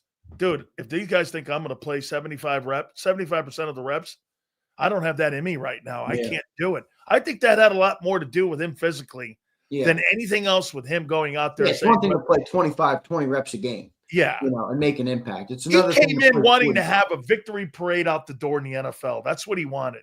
Yeah. He didn't want to come in here and have the last gasp like a Chris Long. He didn't want to go out like Chris. He wanted to go out like, just being a role player on the team. So, speaking of Howie Roseman, he dropped the ball, in your opinion, this offseason so far. Certainly looks like that right now. I mean, I think he drafted well again. I think Jahad Campbell looks like a great pick. Makuba hasn't shown it yet, but he's a 64th overall pick. I think he's got it. We got to give him some time. I think we got to give him 2-3 years. Rookies get the pass. Huh? Rookies get the pass. Yeah. So, learning. You've got to go with a learning curve here. Yeah, I mean, Howie definitely, he let everybody go on defense. And this is why, you brought it up already earlier on this show. For all the people who, I get it. People are upset about Sills and Jalen and all the offense. So I get it. I've been a part of the talk as well. The offense makes 4 times the money as the defense. 4.5 times the money as the defense. Sills, ready? 51 Hurts, 32 AJ, 25 Devontae, 10 Dallas Goedert. That's $118 million added up. That's the passing game. That's not talking about the offensive line. That's not including Saquon Barkley. That's not including anybody else. That's the receivers, the tight end, and the quarterback. Huh? Your 2 tackles are 50 combined. Right. So I didn't even include them. Your guard's 20. I'm not including them because I'm good with that. Your running back's 20. Again, I'm good with that because they wanted to be a running. But overall, it's $200 million. More than that. It's the highest paid offense in the NFL. That's correct. The cap is $279. So my point with it is, though, at what point do we allow or do we expect the offense to carry the weight? I understand it doesn't need I understand the defense isn't great right now. I understand that the team needs more. At what point, though, do we look and say, all right, last year, the defense carried us in a big way. It's not taken away from anybody else. The defense was exceptional. At what point do we look and say, Okay, offense. The defense is struggling. The run game is struggling. Everybody's struggling. Special teams is struggling. Put the backpack on and carry the team for a couple weeks. We haven't seen that in 2 years from this offense. We haven't. Hurts can't. He cannot without a running game and without Well, then if that's the take, and if you are right now, then the problems we are not winning another Super Bowl in the next 3 years if you're right. If Barkley gets back on track, he will. Yeah, but Barkley needs to get on track with the offensive line, man. Okay. And the offensive line, anybody that You're expects looking for the wrong guy. You're looking to the wrong guy for it to be successful, though. Barkley's the key for you to be successful, not the quarterback. All right, so the takeaway from you is that we have a quarterback that if he doesn't have an exceptional run game, he can't do anything to lift the offense of the team up. On a week basis? No. Well, then we got a problem. Okay, well, here. You were 29th last year. If that's what you're 29th last year in passing, you're 29th right now. You mean you're I get it. I'm not necessarily disputing you, but I do have more belief that Jalen can turn this thing around. I mean, he has earned some sort of leeway. I think it's fair to give him. Not that scheme, though. No way. The scheme of 22, I'm in. The scheme of 23 and 24. The scheme of 22 is gone. First four. Okay, well, then it's gone. He's situationally going to be outside of that. 23 was a much different team than 22 offensively. And he did have that's where he threw for 3,900. That's the offense. He had 20 turnovers. Well, I mean, you want to pass the ball more, you're going to get more turnovers. 20 is too high, but if that guy has to pass the football on a consistent basis, you're not winning games. You're not going to win the games that matter, man. Yeah. So, I mean, and again, I love AJ Devontae. I love the offense. I love the way it's built. Why do we pay the receivers again? If you're telling me the only way for the team to thrive is with a running game, yes, which right now looks like you're correct, why do we pay 2 receivers top dollar? It doesn't make sense. Just go and get a receiver who's good with 600 yards a year and can block, and go get a fullback and go get a blocking tight end, line up in the I formation, and beat teams to death. What the fuck are we doing? Why are we paying AJ and Devontae this? Some of you may remember this comment, and I asked Xander this a year ago. Xander, do you think that Saquon Barkley has changed the philosophical approach on how they're going to win games moving forward? Sure enough, they have changed their philosophical approach in how they're going about winning games. Those zone runs, all you need to know. Running zone runs into flooded lanes with guys blitzing on first and second down and putting 9 guys in the box. The defensive coordinators are telling you, I dare you to beat me week to week with Hurts. He's not capable. It's now becoming a week-to-week proposition. Dude, I think Jalen Hurts can play in a game like the Steeler game. I think he can play in a game like the Super Bowl.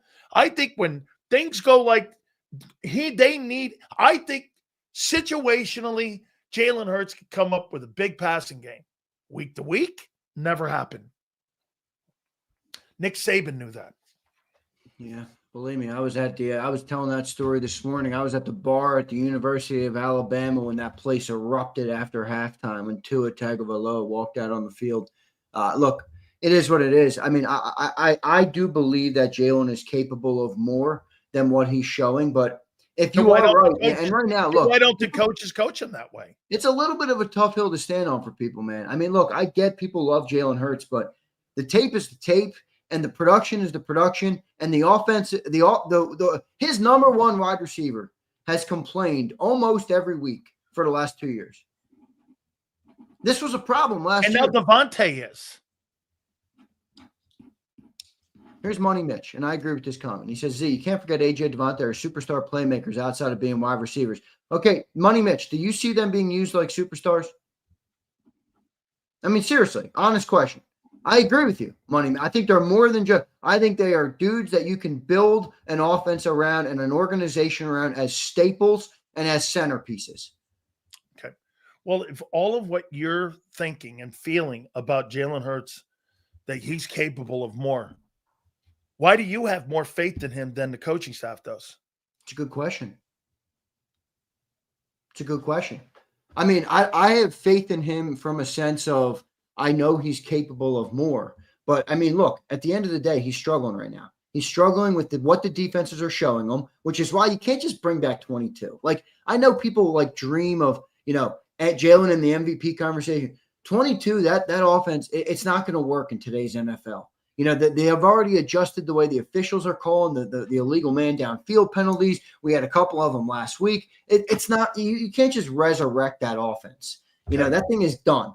So, do you believe in your heart that Carson Wentz and the league, when he was here, do you think that they got and started catching up with the way that they were coaching him, his playing style, the injury, maybe the hit that he took in Seattle? Do you think there were a lot of components that teams started catching up to him and saw his style of play?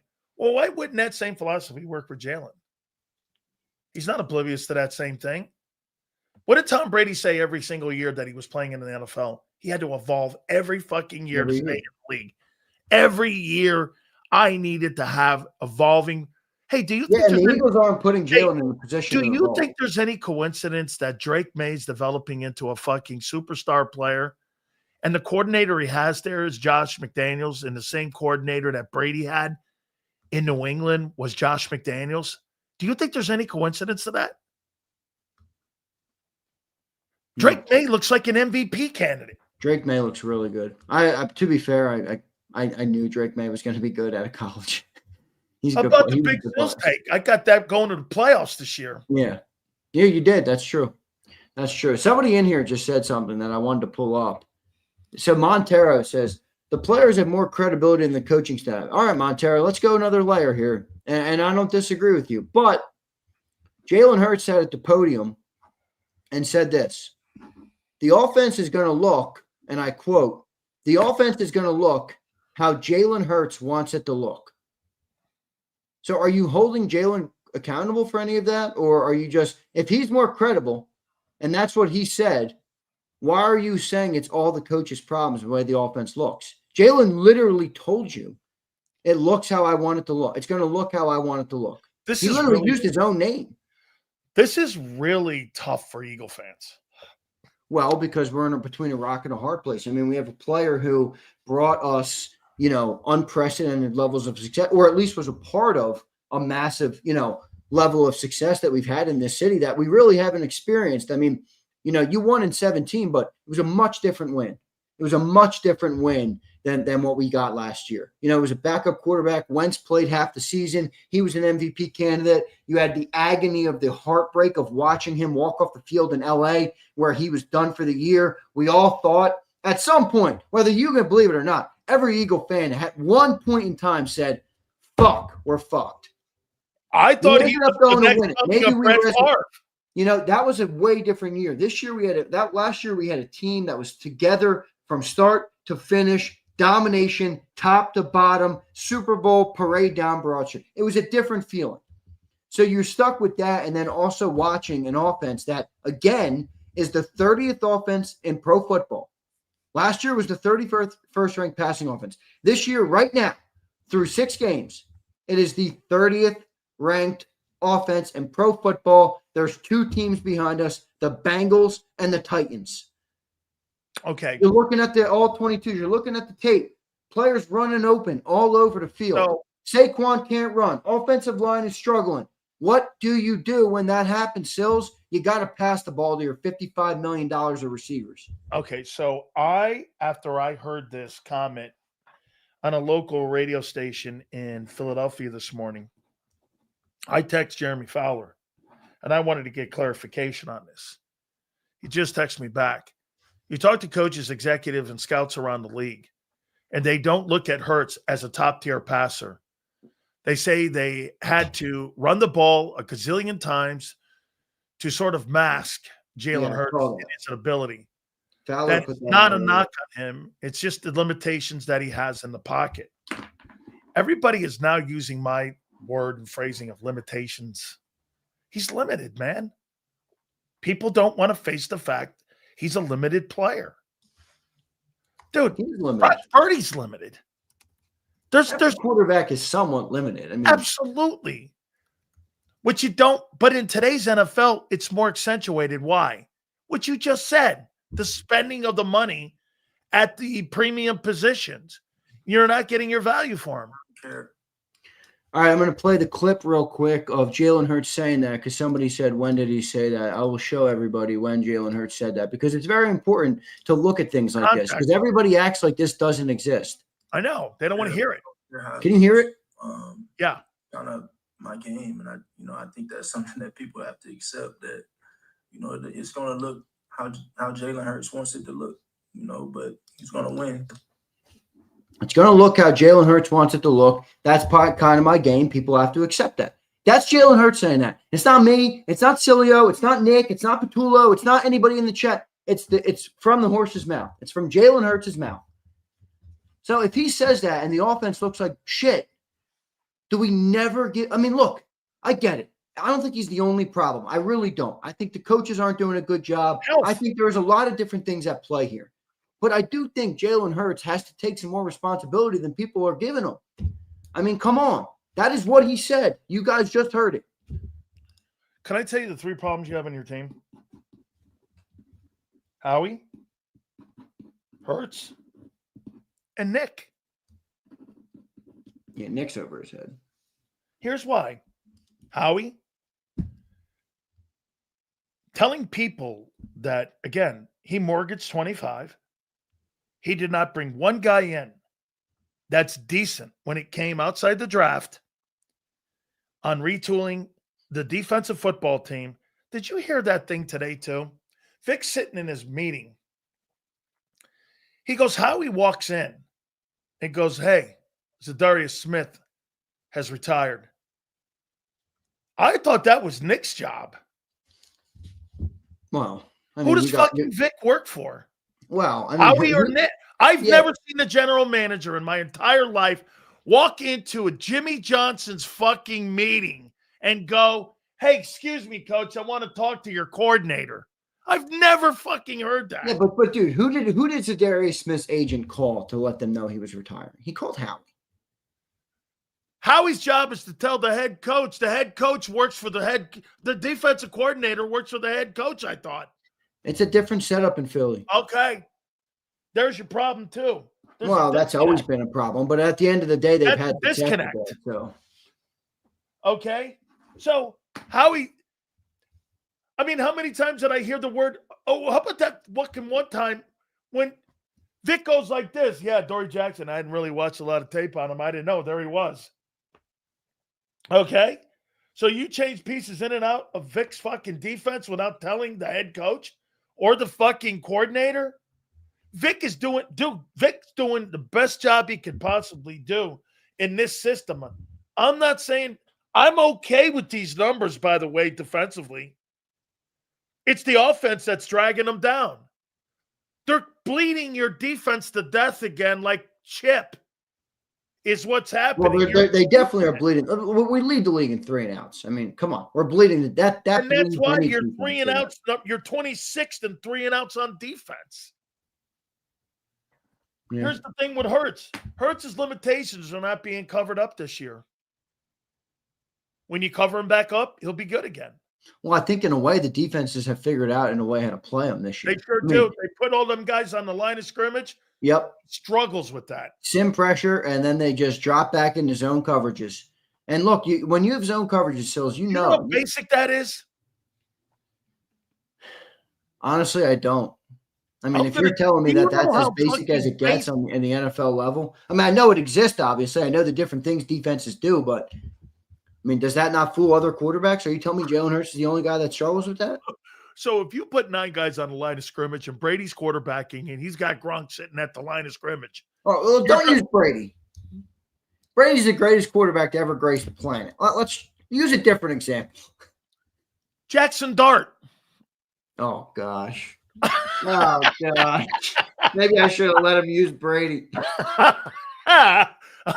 Okay. Jackson Dart. I mean, dude. And here's Nick. Nick's got all this shit going around him again. Boy, you know what? I don't believe 2023, but it sure has a temperature like 2023 around it. People bitching.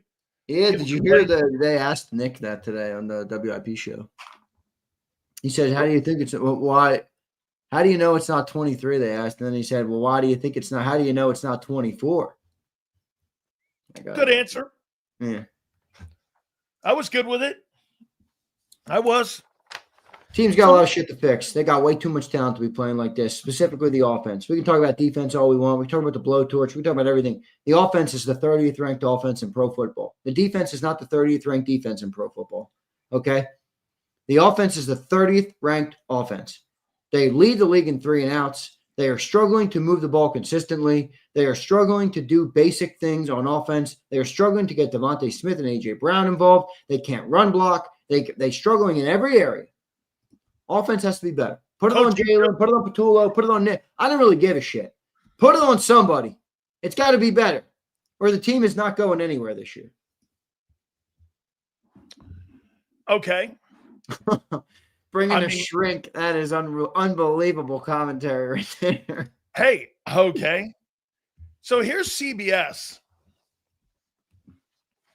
And they have the top. God, they have the top 10 teams in the NFL. And is this Pete Prisco, who's he is a MVP Hall of Fame voter too? Is this Pete? I got to get Pete on the show. It is. It's Pete Prisco. He's one of the top guys in the NFL. Here's who he has as the top teams in the NFL. You guys ready? The Bucs number 1, Packers number 2. Steelers number 3, Colts number 4, Lions number 5, Broncos number 6, Seahawks number 7, Rams number 8, Patriots number 9, Bills number 10, Chiefs number 11, Philadelphia Eagles number 12. Do you think the Eagles are a top 10 team still? I think we're capable of being a lot higher on that list, but I don't think we're playing like we deserve to be higher on that list. Good for you. Good for you, dude. I mean, we do. We're the 30th ranked. I mean, we've looked like, let's be real. This team has not looked good through 6 weeks. They haven't. I don't care what anybody says. When we were 4-0, A.J. Brown was telling us, hey, this offense is struggle bus, folks. He literally said at 4-0, and since people hate when I say it, I'll use A.J. Brown's quote. We are winning because of the defense and the special teams. So they're not playing good. I don't think that rating is insane going off of just 2025. We're capable, though. 24 quarters now. No, he doesn't even have the Jags up there, and he's in Jacksonville. So, I mean, yeah, no, you're capable of being a top 5 football team for sure, top 4 football team, and let the chips fall where they may on who sees and who ends up being the final 4 teams in the AFC and NFC. Absolutely true. But you're playing like top 15 football right now. I mean, 24 quarters of football. Right now, to me, you're playing like the 13th best team in the league.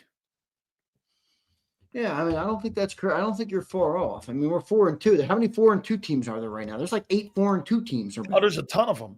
Yeah. How many 4-2 teams are ranked below the Eagles? Well, let me just look at the 4-2 teams. Patriots are 4-2. Bills are 4-2. 49ers are 4-1. Colts are 5-1. Jaguars are 4-2. Chargers 4-2. Broncos 4-2. Chiefs are 3-3. That's in the AFC. NFC, Eagles 4-2. Packers are 3-1-1. Lions are 4-2. Vikings are 3-2. Bears are 3-2. Bucks are 5-1. Falcons are 3-2. 49ers are 4-2. Seahawks are 4-2. Rams are 4-2. The whole freaking league is 4-2. There's like 12, 15 teams that are 4-2. Half the league. Is that what it is? Yeah. 32 teams, 15 teams are good, 15 teams blow. Yeah, normal. Parity. I mean, let me just ask Roll Philly. Roll Philly says, so we beat the number 1 team, the number 8 team, the number 11 team, but we're the 12th. Get fucking real here, guys. You guys are nuts. Bro, Philly, do you honestly believe that we're playing right now like a top 10 foot? Forget 24. I'm not talking 25. If you spawned on the earth September 1st, do you honestly believe we're playing right now like a top 10 football team in pro football? Really? Let me ask you this. Okay, Philly, you say you did this. So must mean that you believe that when you were 2-2 a year ago, that you thought that you were still going to win the Super Bowl when you were 2-2? I mean, just because you had a good start to the season doesn't mean that's who you are, because September's a liar's month. I mean, you're under the impression that you took everything in that September and you've applied it that, oh, it must be 24 all over again. And that's why you get people throwing that record out. And that's why I never throw records out. I throw quarters out. How are you playing, dude? How are you consistently playing on a week-to-week basis? Let's go to Kevin Patullo for a second. He blows. How much He does. How much latitude, how much leeway do you think he still has? I don't think he should have much at all. I mean, the team went to a Super Bowl 8 months ago, right? The team. Well, the alternative is Nick. The team's the highest paid offense in pro football, right? I mean, again, I'm not going to be afraid to call out Jalen when I think Jalen deserves some credit, especially we just brought up the press conference point. Kevin Patullo has done absolutely nothing for this football team. Nothing. Yeah, what were your expectations of him? Mine, I had none. Was it the 30th offense? Really? That was that. No, yeah, because I knew that they had to run the ball. They were going to run the ball. I think I told you that if they were 15th in total offense and they were 5th in defense or 10th in defense, you're going to be in a conversation. I never at any time thought that this was going to be a top 10 offense. Well, you're right. Quarterback. Look, I'm going to be eating crow this year, and so far through 6 games, I hang in there before you start. Right, I get that, but as of now, my crow is cooking, yours is not. It doesn't have to eat it yet. How about this though? The most disappointing part of the team is not really the passing game. The most disappointing part of the team is the run game and the run defense. Because why? I don't like that. I'm sorry. Wait. Isn't that where you spend all your money? And isn't that where you spend all your draft equity?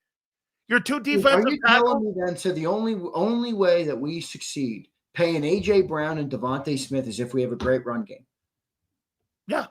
Imagine if I told you that about Cincinnati. The only way your offense will succeed is if you have a great running back. They have Joe Burrow, though. I understand. I'm not asking to be Joe Burrow, but we can't be 30. We can't be Timu. We can't be. Well, you can't be Jake Browning? Yeah, right.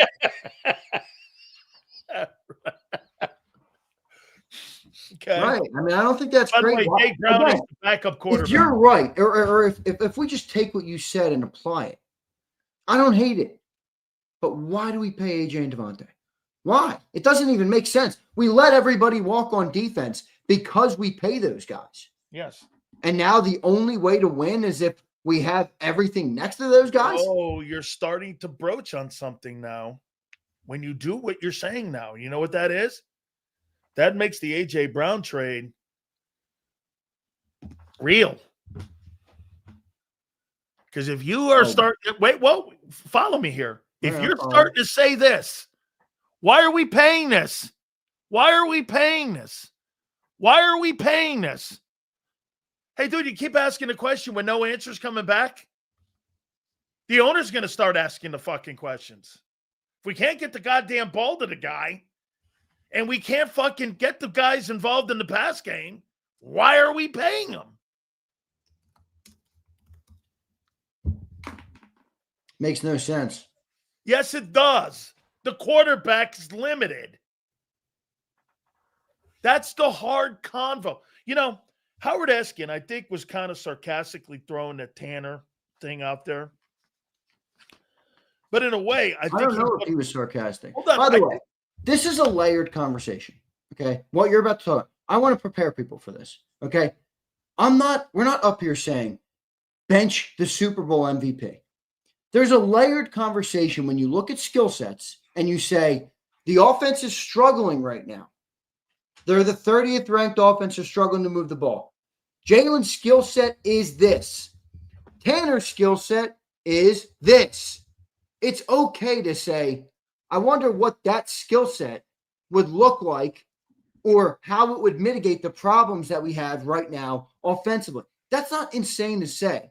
It doesn't have to be you bring up Tanner McKee, you bring up a passer, and it's like bench Jalen Hurts. No, it's just looking at the offense the way it's built and figuring out how to make it better. It's not a crazy conversation. I think people go nuts on it always.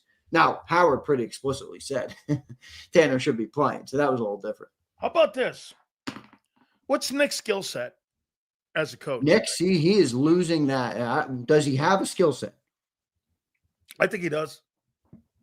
What I is think it? he's a passing coach receivers.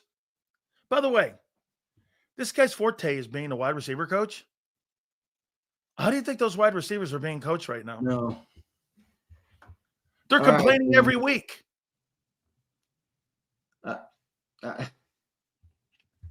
It's one thing if he was a guard coach, offensive guards. He coached receivers. You know, he coached Keenan Allen. He coached who else? He coached Antonio Gates when he was in San Diego / Los Angeles. He coached Phillip Rivers. This guy knows what the fuck he's doing in the passing game. I guarantee you deep down he doesn't like the skill set of the quarterback that he has in the building. He's going along with it because this is how and this is who he has and this is how he's going to get paid and all this. But look, bro. Kevin Petula was elevated because they were going to do the same thing as a year ago. They weren't going to improve Jalen Hurts. When they hired Kevin, do you remember me doing this? Hey, I asked you, I go, what do you make of the hiring of Kevin Petula? You go, well, if they're going to pretty much do the same shit as a year ago, status quo, he's a good hire. And I went back at you and said, well, if they're going to throw the ball, they got the wrong dude in the room. Well, I pulled up one Jalen clip today, and I pulled up that one the other day. Jalen wasn't happy with the Petullo hire. He wasn't. He literally because he knew what they were going to do. Yeah. Well, this is the owner. This is a lot on Howie. I'll tell you what. Speaking of the owner, anybody seen what his facial expressions have been the last couple of weeks? Ajita. John dropped a little nugget today on the owner as well. Oh, please. Indulge. He was bought into this style of offense because it was working. But Jeffrey Lurie, anybody who's been a fan of this team for a long time knows Jeffrey Lurie has always drooled out the mouth at the thought of having a high-powered passing offense in Philadelphia. So that's why they're paying the receivers? John said he bought into it because it worked. Wait, they're paying the receivers and they're not using them. Solid. I mean. Well, that's why I said, if they don't want to play this way, I don't see the point in paying the receivers. It doesn't make sense. They're not getting – it's awful ROI. Simply, let's just talk business. It's not good ROI. Nobody pay – you don't want to pay a $200 million offense to be worse than the league. If you win football games in the run game and with your defense, okay, so pay the run game and pay the defense. So this weekend you have the Minnesota Vikings. And it's debatable on who's going to be the starter. It looks like it's going to be Wentz. Yeah, it's going to be, I think. Okay, it's going to be Wentz. So Justin Jefferson, Jordan Addison, TJ Hawkinson, and Aaron Jones is on IR. So they got Jordan Mason, who's not bad. And they've got if I'm not mistaken, I think according to PFF, I think they have the 5th best O-line. How do you think that plays out this week? Versus Minnesota? Yeah. Yeah, it's it has the potential to not be good, but at the end of the day, they've got a better roster than the New York Giants, I'm well aware of that, but it's in any given Sunday league. It's a week-to-week league. People look different every single week. The Correct. Eagles are still equipped. The Eagles still have what you need to win football games. I'm not going to come up here and say, "Oh, we're going to get beat by the Minnesota Vikings." I'm not. I believe the Eagles should win the game. I believe the Eagles are capable of winning the game. I believe the Eagles are the better football team. Now, is it going to be a challenge with the two corners out? Absolutely it is. I mean, Any edge. I'll tell you what. This is a Vic Fangio day from a sense of between the 20s, you're going to get cooked. All right? You're not guarding Justin Jefferson over the middle of the field with Keely Ringo. You're not. Everybody should get that through their head right now. Okay. You got to be great in red zone on defense, and you got to control the clock and get first downs on offense. Play Eagle football, and you can win the game. I mean, think about this, though, Silas. This is what the sad part about this offense is. You're not wrong to talk about this game like you just did when you're missing Quignon and you're missing whatever, and you have these corners. But we don't have any confidence in this offense, who's damn near fully healthy with the exception of Landon Dickerson, to come in here and win the game? None? We think just because we lost a corner, we're fucked to the Carson Wentz-led Vikings? Doesn't that tell us all we need to know about the confidence level of the offense? The quarterback's regressing. So if you start blitzing Carson Wentz and you don't get pressure on him, you're telling me you're leaving one-on-ones with Jefferson and with Addison? They can't blitz him this week, dude. Jackson and Ringo? Are they going to blitz him because they have shoddy edge rushers, or are they not going to blitz because they have shoddy corners? Pick your poison. That's right. I don't want to blitz because if I do, the corners are going to be cooked. I want to blitz because our edge rushers can't get pressure on a traffic cone. Oh, my gosh. This is bad. This defense is no good, man. No, your offense is killing it. Your offense is no good. I'm getting stressed. I'm getting stressed out. Your offense is stressing it really big time here, man. It really is. So Yale says this. Yale says Vic will blitz if 4 can't get pressure. So, Yale, you think Vic believes that those corners will hold up for the 2.5 seconds that Wentz has? Against Still, Jefferson. you were 1 year late. Lindbergh cheese. So let's see what Jefferson's doing with these makeshift quarterbacks. Surely he's not going to have. Oh, he's on pace for 1,700 yards. Another one of those bad Howie moves. Let Isaiah and Slay I can live with. All right. I let Isaiah walk for $7 million a year for 2 years. All right. And put Keely Ringo and Adoree Jackson in. Well, Howie, you made our bed. Now we will lay in it this week. And we will see what this team is made of while Isaiah Rodgers is on the other side. Dude. Do you think Jalen Hurts will be benched this year? No, I don't. I truly don't. No. Now, if they win, if they're 4-2 right now? If they go to 4-4. If they drop to 4-4 and then they come out of the bye and they lose to Lions, Packers, who else do they play? The Bears and the Cowboys. You're probably going to be in the area of those kind of – Howard's not going to sound so crazy anymore. But I don't think we're going to get to that point. I really don't. I think we're going to get to – I think you're going to win these next 2. I do too. I'm holding out. I'm not selling yet, man. I can't. No, the litmus test is going to be Green Bay and Detroit. That's when you're going to know. Oh, if we don't clean up some things, those teams are going to clean our clock. Although those teams are susceptible too. I mean, look, did anybody see thing's wide open? Who was the team that Green Bay put up a 10-burger on and lost? They put up 10 points. It was a shitty team. Was it Browns? I forget. I think it was. It was the Browns. The Browns beat the Packers. The Browns beat the Packers. Yeah, 13-10 they won. Yeah. 18-25. Here's the one thing you have that you can always put your hat on right now. Put the JAKIB hat on right now. You know what you could do with it? Let me show you right here. Is there a dominant team in the NFL right now? No. Bills looked like shit last night. Dude, the Bucs are teetering on disaster right now with all them injuries. How about them commies? Same with them. But by the way, here's what I'll say about that. The Bears didn't beat them. They shot themselves in the foot with a stupid fucking play by Jaden Daniels with 3 minutes left in the game. You put the ball on the ground in field position? Kid, you can't make that catastrophic play like that. You had that ball game won. That's early versions of Josh Allen. By the way, I'm not buying that 5-1. I said this to the Buck fans this morning on the air on the radio. You're not a Super Bowl team on October 14th.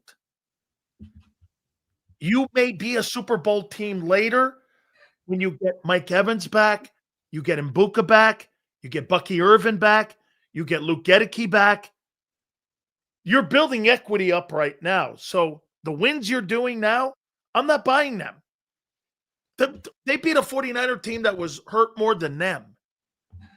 I think going into this week, Monday night game against Detroit, I think Detroit's going to wax them. Let me tell you something. If the Bucs beat the Lions on Monday night, I'm going to go right now. Baker Mayfield is the MVP, and I don't know what. Still too early to say that. The Bucs have nothing. They're going to go up there with 4, 5, and 6 again.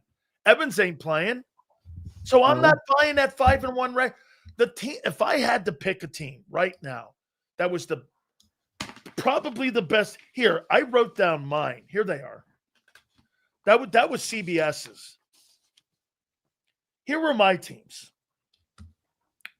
I got the Bucs 1. I got Detroit 2. I got the Eagles 3. You know why? You mean to tell me that Jalen Carter, Quinyon Mitchell, Landon Dickerson don't make a difference on a fucking football team? Bro, those guys are first-team all-pro guys, aren't they? Yeah. We're not just talking about dudes. Yeah. I got the Colts 4. I got the Packers 5. I got the Chiefs 6. I've got the Steelers 7. I've got the Chargers 8, Jacksonville 9, and Buffalo 10th. Where'd you have the Eagles? 3rd. I'm going by rosters. Okay, I'm going by roster. And by the way, you do get equity on this one, Xander. Dude, you're hurt. And I'm not making it. Wait. I'm not making an excuse. But you're hurting 4-2. Okay, that kind of matters. I'll probably put, I don't know, some combination of Chiefs would be in there, Rams would be in there for me, Packers would be in there for me, Seahawks would be in there for me, Niners would be in there for me. Niners probably toward the bottom, probably not in there yet. Colts, Bucs, Eagles, Bills, Lions. Who am I leaving out? Jags. Not in my top 10 yet. We're going to have to do a little more than that. Got the Bills in there? I had the Bills in there. Okay. Packers? Yeah, no Fred Warner for the rest of the year. Probably Steelers? You got the Steelers? I don't, but I probably could. 4-1. Colts are in there for sure, Devin. Steelers could probably be in there. Chiefs, I think, are better than than their record shows right now. 3-3, but they're back. Patrick Mahomes is just he's so good, dude. Oh my God. He is so good. He is so good. You want to hear my top 5 quarterbacks? Yeah. I got Baker Mayfield 1. Just this year you're talking, right? So far, yeah. Oh, yeah. This list is so wild. I can't even believe it's going to come out of my mouth like this. I got Baker Mayfield 1. I got Dak 2. I got Mahomes 3. I got Daniel Jones 4. And I got Drake May 5. If you told me that would be your list at the beginning of the year, I would have said I would have ate this piece of paper. Yeah. I would have been like, you are nuts. But I don't hate it. I mean, I know incoming combustion from Eagles fans. Dak Prescott's playing good football. He's playing exceptional football. Now, look, I know, it's October. He loves to play great in September and October. It's the Dak special. But we're in October. Right now, he looks good. And here's that defense is awful. Awful. It's the 32nd worst defense and the number 1 ranked offense. Dude, he can't play corner. Yeah, let's do these supers. We got Farzy coming up. All right. Got you, man. All right, let's do it. Herman says, In order to be a top 10 team, you have to feel that you can play anyone and beat them. This team does not feel like that right now. I do agree with the feeling right now, but the roster would indicate otherwise. What's more important? Josh, what's more important? Feeling, which is an emotion, or what the truth is? I mean, the roster is still better than they played. Do you believe in momentum? I believe in momentum. I believe in momentum. I do. Okay, and I think mentality. But momentum can also be stopped at any time. Yes, Yeah. yes, absolutely. But I believe in momentum. I believe if you get a good thing going, momentum, that changes your mentality about how you approach things. Yeah. Josh, I mean, I don't disagree with the feeling part of it, but I'm not going to let my feelings be the number one thing. Big Marsh says, what's up, Marsh? Thanks for all the support today, dude. Oh, my God. My only issue is, why are the teams we beat ranked higher? I will never understand that. I understand that perspective, but, you know, things change week to week. When we were 4-0, we were above all those teams. You lose to the Giants. Wait, Big Marsh, real quick. You lose to the Giants on Thursday Night Football on primetime to Jackson Dart and Cameron Scattaboo without Malik Neighbors, and they double up your score 34-17. They beat you to a pulp at your own football game. Jackson Dart looks like he's the veteran quarterback. Scattaboo's running over all of our defenders, and he's throwing the little Jordan Humphrey downfield over Keely Ringo. That's enough to drop you in some power rankings from national people. It just is. They don't watch every Eagles game. It's totally right. Hey, you want to hear something else too? You want to maybe even throw Sam Darnold in that conversation too about how he's playing. Hey, you know who's also playing better than Jalen Hurts? Mac Jones. Yeah, I'm not going there. He lost the game the other day from 2 turnovers. He lost to the Bucs, I know. Yeah. So he had 2 big turnovers in that game, didn't he? Okay, yeah. I know he threw for 300. I mean, look, Mac Jones is a good quarterback. All right, ask Devontae Smith. I think he's a better passer in the pocket than Jalen. Well, that's what his game is. You know, he's a passer. That's what he is. Well, that's what his skill set is, yes.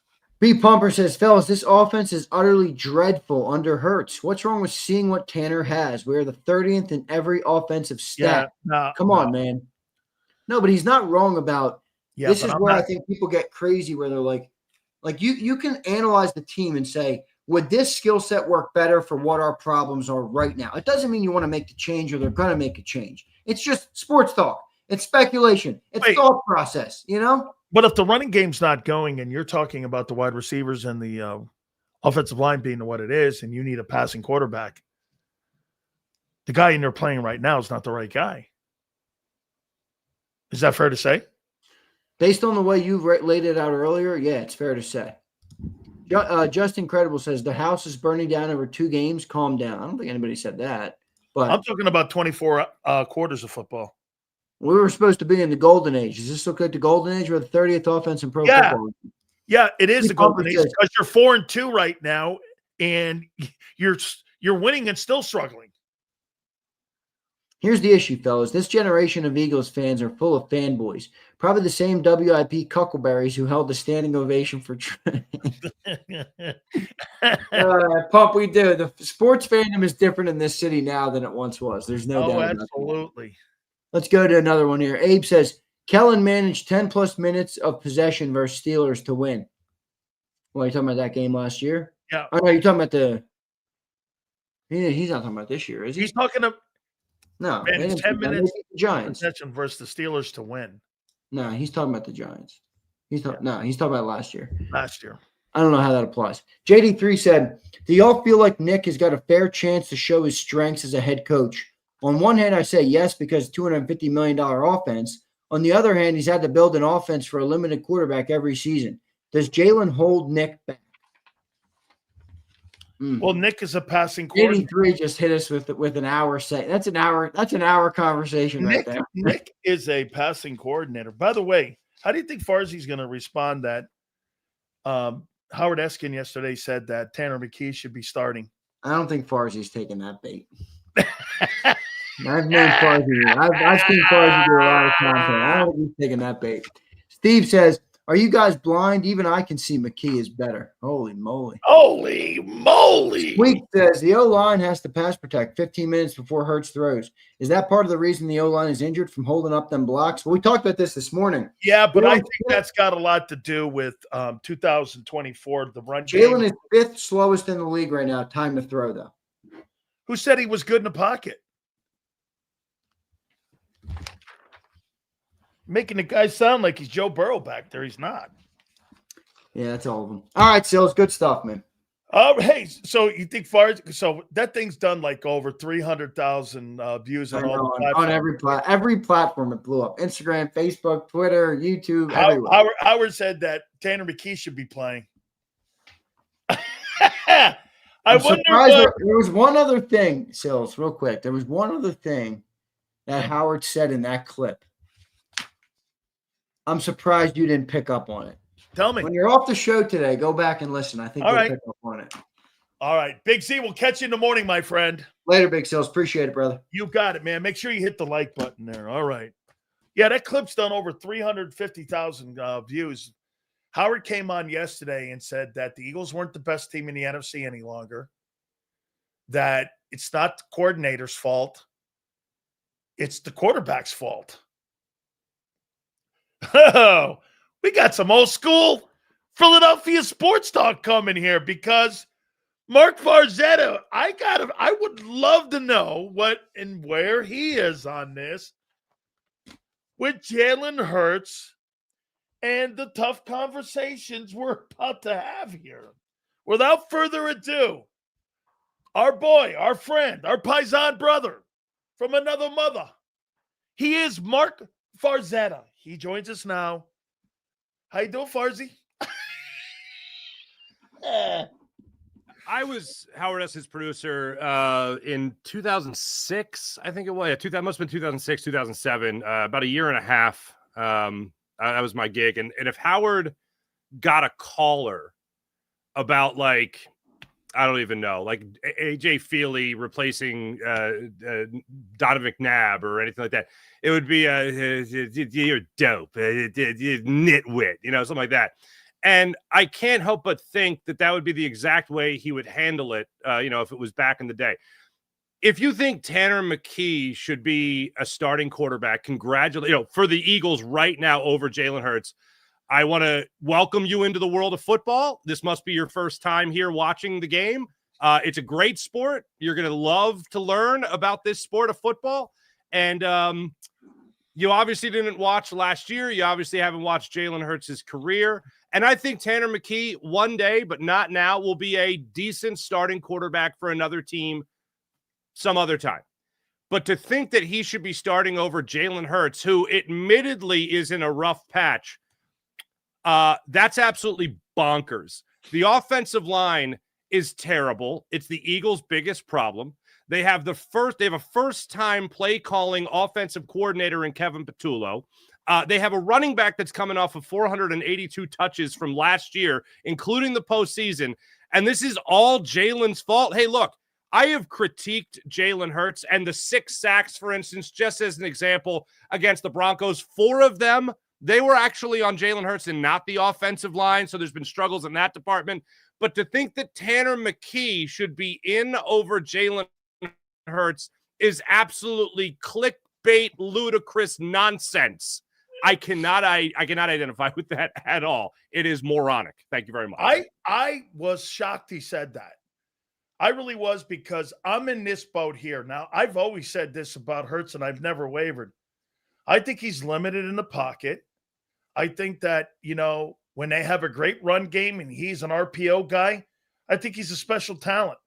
But if you're asking that quarterback to win on a week-to-week basis and carry a football team in the passing game, Farzy, this is one of the reasons why they changed it a year ago. All the things you said just now. Well, if you have injuries in the offensive line, you can't hold the ball, dude.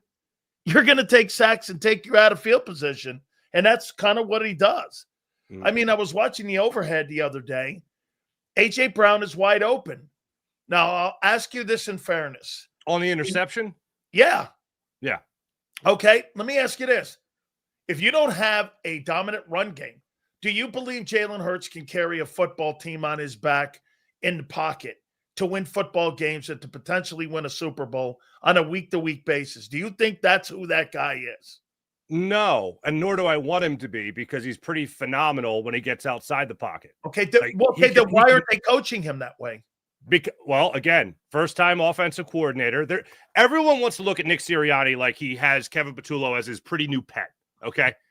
This might be him saying, yeah, this is Kevin, you're going to run the offense. I'm going to give you the same respect that I gave Kellen Moore, which I also think would be dumb because he doesn't have the experience that Kellen Moore does. But everyone wants to just look at this and say, oh, really, Nick Sirianni's pushing the buttons. Any good idea might be Jalen Hurts or Nick Sirianni. Any bad idea is Kevin Patullo. I don't know why going into, I think it was last week's game, maybe the week before, it was only 8 passes out of the RPO when Jalen has done well in that category. I don't understand why they wouldn't run that more. I also don't understand why you would pass the ball as often as they have on first down when you consider there are 7 other teams in the NFL, only 7 teams in the NFL that have thrown the ball more on first down. So if you're talking about Kevin Patullo being predictable in his play calling, that's a pretty good example of it. Defenses know what's coming more so than most. Why you're not using Jalen Hurts more to the degree that you used him the year they went to the Super Bowl without Saquon Barkley is beyond me. And that's obviously when Shane Steichen was calling plays for this team. Why they're sort of regressing in all of this, I think, comes down to you're not used to having that dominant offensive line, so it only makes more sense to roll Jalen Hurts out more than have him try to stand there in the pocket. And you obviously have a play caller that's not creative enough to get guys open on the regular basis. Now, the play that you pointed out with A.J. Brown being open in the corner of the end zone, anyone who watches that play knows that was 1,000% on Jalen Hurts. Now, you can be critical of a guy, but still think he's the guy that shouldn't be replaced. Both those things can be true. Yes. So watching that play, Sills, you watch the film, you just said, you see outside coverage there by Flott, the cornerback. You see outside coverage there, okay? Yeah. If you see that and you know your wide receiver is running an out route, why the hell are you not only throwing that football, but why the hell are you staring down that receiver and not thinking, all right, I know the other route is AJ going across the back of the end zone here. Or take Let off. me get to that play. And it's a dumb, look, quarterbacks are going to miss throws. Quarterbacks are going to throw interceptions. Jalen obviously hadn't done that for a while going into that game. But that is such a bad decision compounded by a bad throw that there's no excusing that play. But it doesn't mean that I'm moving off the mark of Jalen Hurts being the starting quarterback of the Philadelphia Eagles. Absolutely not. Well, I'll ask you this. Do you think they hire these coordinators for Nick or for Jalen? Well, I think the Brian Johnson hire was a hire for Jalen, and that wasn't good. So I don't think that they would repeat that mistake. My bigger question in all of this, Sills, is what, and I might have asked you this before, but what changed? What changed over the last 2 years where all of a sudden Kevin Patullo was the guy? No. Like, he got passed over for Brian Johnson. Okay, you could say that was a Jalen Hurts hire if you want. Okay. He got passed over for Kellen Moore, which I think was obvious, but still passed over. So now, 2 years after being passed over twice here, he's the guy? What's changed? I don't think that's a Jalen Hurts hire. I think that's a Howie Roseman, Nick Sirianni, banging the drum for him. I think if you look back to what made Doug Peterson get fired, was he didn't want to succumb to the pressure of the front office and Howie Roseman. I'm a head coach. I won you a Super Bowl. I want to pick my staff. I think that was the end of it. They went to 2 Super Bowls now with Nick Sirianni, and after the second time where he relinquished power and they won the Super Bowl, I think he earned a little bit of that turf back, a little bit of that decision-making back to the point where he wanted to hire his guy. And I'll say this, though. I don't think that happens without Jalen Hurts sprinkling the holy water out there with his blessing on this, Sills. I don't think that happens without Jalen Hurts' blessing, but I think mainly that came from Nick Sirianni banging the drum for Kevin Patullo. I had Doug Peterson on the other day. Yes. He made some headlines. Look at you just making headlines left and right. Hey, he said he'd come back as a potential consultant or a coach, offensive coach. You think the Eagles, because they seemingly, I asked him about his relationship, and he goes, we have a great relationship right now, and he'd be open to coming back. I mean, in that role. Do you think that that would be something? I already see your face. I already know you're like, that ain't happening, bro. I mean, yeah. but why not get the best coaches you possibly can around the kid? Instead of Yeah. you just mentioned, you just said this. I'm not giving a first-year guy training wheels offensive coordinator, Jalen Hurts, Yes. the reigning Super Bowl MVP. I'm giving you a guy that took a substitute teacher to a Super Bowl and won a Super Bowl with the guy. Don't you Yes. want the best coaching you could possibly get around the kid? Yes. Sills, when I saw that, I thought, that's great. I'm glad he said it with you and all that. But I also thought, that's adorable. That's nice. That's so cute that he wants to come back. Like, look, it's not crazy to think about him coming back as an offensive consultant, but if you're Howie Roseman and you're Jeffrey Lurie, and I'm sure you got great relationships still with Doug Peterson and all that, do you really want the guy you fired coming back to help crack the code of the guy that you hired in his stead and has been to 2 Super Bowls, won as many Super Bowls as him? Do you really want that to be the way you do your business? And then you could look at it another way, for instance. You could look at it in the way of a guy like Vance Joseph going back to coach the defense or be the defensive coordinator of the Denver Broncos. That was obviously maybe also Vic Fangio's job, but he had also been a former head coach that came back. So it's not the weirdest thing in the world. But this particular instance, I don't think the Eagles are going to be banging down Doug Peterson's door for him to come in here and be the passing game coordinator or offensive consultant or passing game consultant or whatever title you want to throw on it. I would love to have his input. I would love it. I don't think that the Eagles are going to undermine Nick Sirianni in that regard. Okay. So I want you, outside of the draft, tell me one replacement for Josh Sweat, Milton Williams, Darius Slay.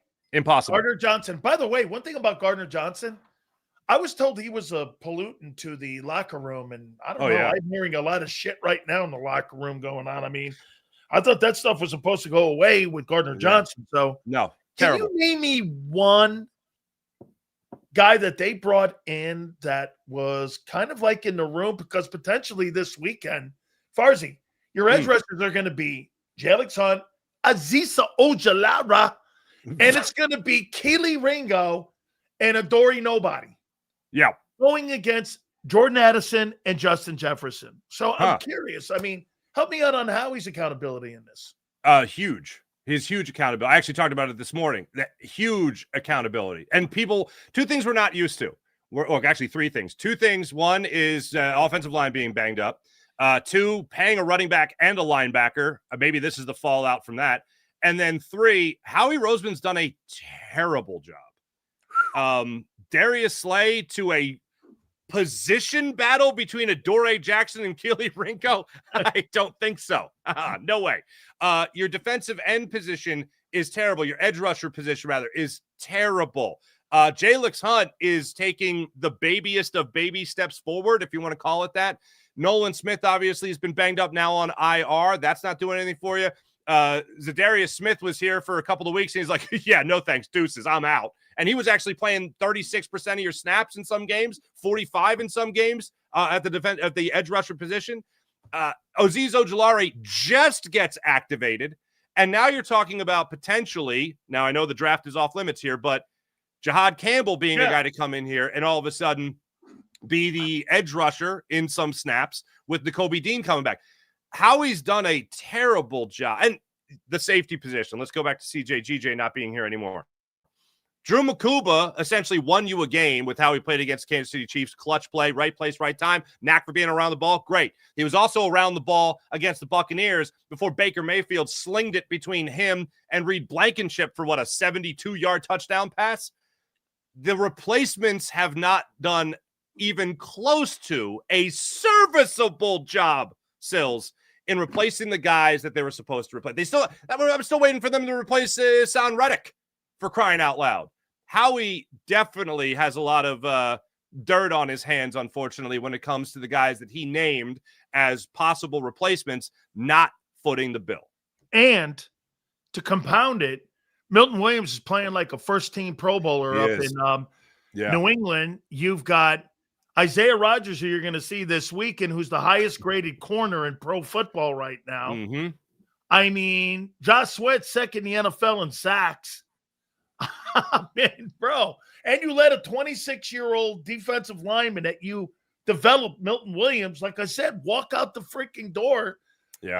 Now, I asked this question. Do you think that Howie – now, look, do I think he did everything wrong in that aspect of you look at the micro? Probably yes. But the macro, and where I'm going with this is, bro, he mortgaged 25 so he could win in 26 and 27 and 28.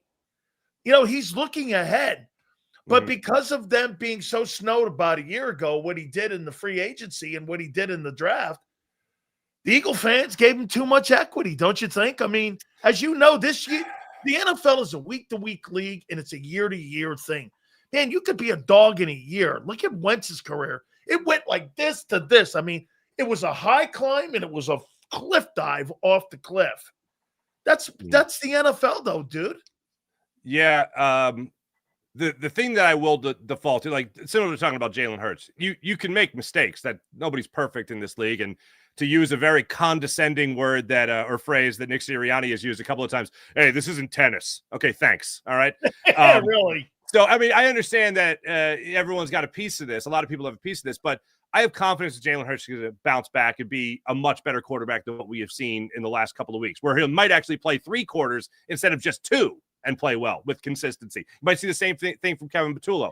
Well, on a longer scale where you kind of got to wait more of a year to year as opposed to week to week, and maybe even leading up to the trade deadline, I think Howie is better than what we have seen. You get to 3 Super Bowls in an 8-year span. You win 2 of them. That shows that you know how to rebuild a team. 2 of those, you do it with a different head coach and a different quarterback. So that's than you did the first time. So I think that's a good MO to start building for himself. When you get more of an idea of the landscape of what everything's going to look like after Jalen Carter signed, if they pick up Jordan Davis, who was dropped off after the last 3 weeks of the season, when you see all this come to fruition, Quinyon Mitchell and Cooper DeJean, I think Howie's going to have a much better idea of where he can throw money. But I do wonder, and I think it's one of the biggest questions facing the Philadelphia Eagles right now and Howie Roseman, I wonder about the impact of being in this world that we've never been in. The Eagles are paying a running back the biggest contract ever. They're paying a linebacker, a middle linebacker, the biggest contract in the history of the franchise and one of the biggest in the NFL right now. This isn't a world we're used to. So now we're seeing more of a depletion at the cornerback position where we see, yeah, sure, Quinyon Mitchell, Cooper DeJean, great. But everybody else, a lot of questions here, Sills. Safety position. We're used to being able to rely on a safety. We can't do that right now. So is this the fallout? Is this the world that we got to get used to? We begged so much for a linebacker. You got one in Zach Bond. You begged for a running back, one that is that next level. Certainly haven't seen it yet this year, but Saquon Barkley is that next level guy when he's going and the offensive line is even decent. So I wonder if this is the fallout of how he's saying, yes, we're definitely going to bring back Zach Bond. We're going to reward that. We definitely want to reward Saquon Barkley as well. Is this the fallout from that money being thrown at those positions that we're not used to seeing a lot of the budget, a lot of the cap applied to? I didn't ask you what you thought of the Giants kicking the shit out of the Eagles. I mean, I loved it. I loved it. Just as Orion Kirkering was throwing the ball away at home plate, I got to watch the Eagles, get their asses kicked by the Giants. That was going on. That's right. That was going on the same time. The guy airmailed it to the backstop. Yeah. It was the only worse throw than Jalen Hurts' interception. That was the only worst throw of the night. Oh, my God. Come on. Wait, oh, my God. Remind me of that later on, everyone. That's a great topic. What was it? The airmailing of the baseball to the backstop or Hurts staring down the ID? I mean, what'd you make of the Giants, man? I mean, that wasn't really close. They you know what the Giants on that night reminded me of a team. How shocked were you first? Immensely shocked that the Giants were able to put that kind of hurting after the way they played. And I watched that game against the Saints, turning the football over without contact, by the way. Jackson Dart just dropped the ball. Like I thought Vic Fangio versus Jackson Dart, advantage Vic Fangio. Then all of a sudden you realize that the Giants are playing with, as they say, nothing to lose. They have an opportunity to punch the NFC East bully in the mouth, and they did that. Cam Scatterbo just ran all over a defense that has struggled mightily against the defense. Jackson, 3 touchdowns. Jackson Dart just escaping plays in the pocket reminded me of, prime vintage Carson Wentz with the Eagles when he was great before the cliff dive, as you told me about. Jalen Hurts being able to slip out of the pocket. Like, he was just phenomenal. He couldn't make a mistake in that game. And Vic Fangio got pants in that game. Kevin Patullo, again, play calling, very predictable. The Giants were able to jump all over it. The offensive line, when they're not allowing, when Kevin Patullo is not calling Saquon Barkley to run in space to get him outside, for instance, and get the big runs like that, they failed drastically. And again, it was an easy way to crack the code of the Jalen Hurts, Kevin Patullo, Nick Sirianni offense. It became predictable. It became stale, and it hit a wall, as it has in just about every game this season, where you haven't seen them play the full 4 quarters. And for a team like the Giants that were playing so terrible to all of a sudden regroup and destroy the Eagles, I hope it's the shot in the mouth that the Eagles certainly needed in order to right the ship going forward. Okay, I got a couple more here for you. Do you think Hurts is limited as a pocket passer? I do. Yes, especially when they're not giving him time to look at. This is where Hurts, I think, makes his money besides athleticism. It's the pre-snap read is pivotal to him. And if they're not getting the plays in on time, which has been kind of a consistent problem, but for whatever reason this year, I think it's the adjustment that the league has made to the Eagles offense. And I think Steve Spagnuolo certainly started to show that in what he did in the Super Bowl. But Jalen hasn't yet made that adjustment. And this is a special year where you need to give him that time at the line of scrimmage to see what the defense is doing. And maybe that's where he can pick out the right play for Saquon to break one, or he knows this is the perfect play to get that slant route to A.J. Brown. Or, hey, maybe this isn't the play where I should throw to Jahan Dotson on the out route. Like, that wouldn't be a good idea in this case. So I think they're limiting him even more so than he is. When he gets to the line of scrimmage, doesn't have time, I think that's where he really struggles, because a lot of his offensive success comes from the pre-snap read. After it's snapped, that's where Jalen, I think, is at his weakest. I want to ask you about Nick now. Okay, so 24 quarters of football so far this year. I remember hey, we're not talking about defending champion. Hey, we're not going to be out for the flag or whatever, the banner falling and all that. Yeah. We talk about culture and how we do things the right way here in Philly. Well, you had a player spitting on another player. You had a guy quitting. You got constant bitching going on back and forth in this infamous meeting that kind of happened but never really happened. Yeah. There's walking back every week. You had these grandiose meetings this past weekend with your coaching staff trying to figure out things. How do you think Nick's handled this so far, these 24 quarters of football in 2025? I think he has handled it exactly the way a head coach who's trying desperately not to throw anyone under the bus. I think that's exactly how he's handling it. You can't tell me, Nick, that accountability is a big thing and a big value of the Philadelphia Eagles, and then tell me that AJ got rerouted. Bull. He stopped running against the Broncos. That was ridiculous. You can't tell me that culture is a big thing, and then one of the big pivotal meetings, as you pointed out, happened in a parking lot where A.J. Brown just happened to see Saquon and Jalen talking and walked up and joined in. Like, that's not, hey, let's correct things. Let's get in the film room. Let's go over tape. That's a casual conversation. That's all that is. As a guy that doesn't want to throw anybody on the bus, congratulations. But what about the guy that's actually more important, the guy that's going to make adjustments to the league that made adjustments on you? What are you going to do about that, Nick, when you got an offensive coordinator who you promoted after 2 years of passing over that apparently can't get out of a predictability rhythm right now, or his rhythm is very predictable? What are you going to do about that, Nick? That's great that you don't want to throw anybody on the bus. That's great that you don't want to let anybody inside and keep all the conversations in-house. I get it. But I haven't seen improvement from week one to right now. You mean to tell me that this team, after a mini bye week, is going to go into Minnesota and play better? I have no reason to believe that. You had the tough conversations. Well, I thought there was a tough conversation had going into the Giants game. Maybe 4 days isn't enough to right that ship. And with all the Eagles' problems right now, unfortunately, I don't think 10 days is enough in a mini bye week to correct the problems. They're going to need that full bye week to maybe have a shot at that. So when you look at it, yeah, he's not throwing, people under that proverbial overused phrase bus. But the bigger story here, the bigger problem is he doesn't seem to have the answers. For 3 weeks now, we've heard about not blaming anyone. We're not looking for blame. We're looking for solutions. Well, in order to solve a problem, the old cliche, Sills, goes, well, if you're going to, the first step in identifying any problem is admitting there is one. So what's the problem? Who do you look to? Well, people are going to look to the inexperience of a guy like Kevin Patullo. People are going to look in the realm of the quarterback because they always get too much blame and too much credit. And then they got to look to the head coach. What is Nick Sirianni? Who is Nick Sirianni going to look at to say, this is the problem right here? How do I help that? How do I find the answer, the solution to that problem? It's not just going to come out of nowhere. May I be blunt with you here? I would expect nothing else. Okay. What's wrong with a coach going, shut the fuck up and sit your ass down? I don't want to hear any bitching in this goddamn locker room any longer. I don't want to hear any of this. If you got a problem with somebody, come to me first and we'll work it out. I don't want to see you guys floating around like I don't want my daughter to hear me, so I don't want you to see you floating around like worms, sitting there on social media, posting stupid things like this.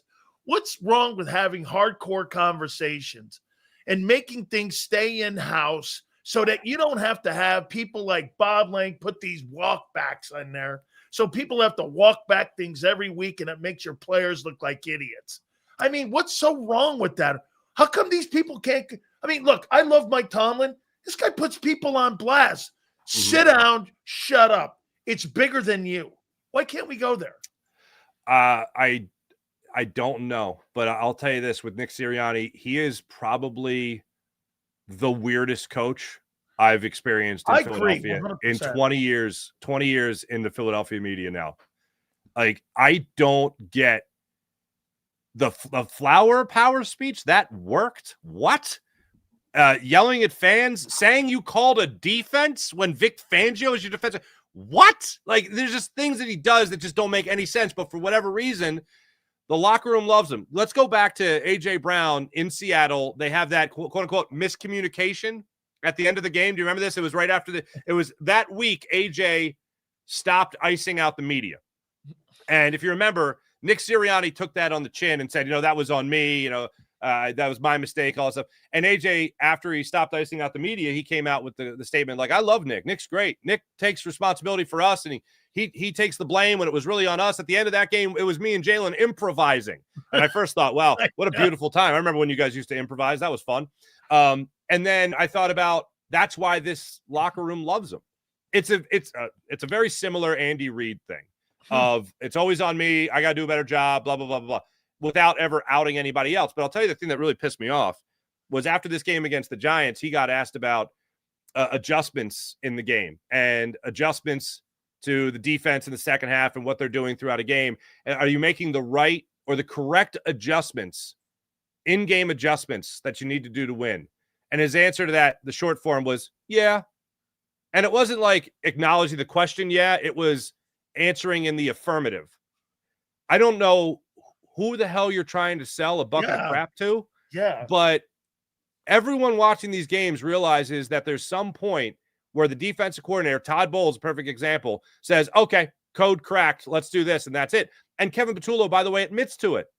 Like after the game against the Buccaneers, he says, oh, we did a bad job of putting ourselves in positions where Todd Bowles thrives. And it's like, if you know the position in which he thrives, why are you constantly putting yourself in that position in the second half to the point where it amounts to 0 completions in the second half? Like, to me, you can't answer in the affirmative that you've been making the right in-game adjustments when we see it week after week after week all season long. Finally here, what will Philadelphia look like if Carson Wentz on Sunday wins?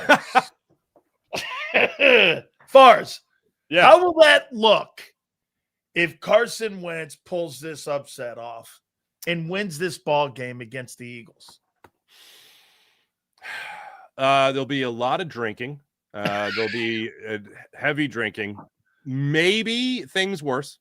Hey, I think he's 3-1 since he's been there, 2-1 since he's played. Yeah. I mean, they got him. Here's the thing. A lot of people will harp on the 9 sacks that the Eagles got him for when he was with the Commanders. Or I think that were they still a Washington football team? I don't know. But that was not the same defensive line or edge rushers that the Eagles have now. Oh, yeah. The Eagles, by the way, I have the numbers. I should give these to you because that's a big part of the Eagles game. So 9 sacks on the season, which is terrible.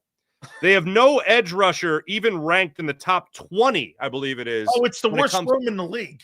Yeah, win rate is terrible. Jalen Carter, when he's available, he's the 6th best at win rate. Moro Ajomo is the 10th best, but you can't rely on these guys, unfortunately, especially Jalen Carter, who's either spitting on somebody or missing the game with an injury. So, like, that's not going to be part of it. And then the Eagles are 5th in takeaway. I'm sorry. They have only 5 takeaways on the season. So that thing that you're relying on earlier in the year for the defense to come up with that big play, that big stop that turns the tide of the game, which, by the way, dates back to last year. That also dates back to the Eagles' first Super Bowl win when Nick Foles was their quarterback in the Super Bowl. They always came up with that clutch turnover. They haven't gotten it. They haven't gotten it recently. And look, it's amounted to 2 losses. So I think that's a huge part of it. Your defensive line has to get up there. If you're looking for hope, there might be a major adjustment coming, which is Jahad Campbell getting the opportunity to play edge rusher as opposed to linebacker with Nakobe Dean coming out. That might be just what the doctor ordered for this defense. And I hope it is, as a matter of fact. What happened to Reed Blankenship? I mean, I saw his face on a milk carton in Philly at a Wawa. And I mean, it said 1-800. That goes together. If you've seen this guy, please call Novacare. What happened to this guy, man? He's supposed to be a $15 million a year guy. What happened to him? Well, that goes together because he's on a milk carton and Cooper DeJean's on a cereal box. So you put them together and they're right. That actually works out well. I got it. We're all together here. Yeah. There we go. But I don't know. I heard guys at training camp singing his praises about the leader that he is, how great he is with that. But what we saw last year with the guy sealing games, again, you go back to those interceptions, you go back to those turnovers last year to help seal wins in particular. It just hasn't been there. And I know I mentioned Drew Makuba on that big play versus the Tampa Bay Buccaneers where it went through his hands. It went through Reed Blankenship as well.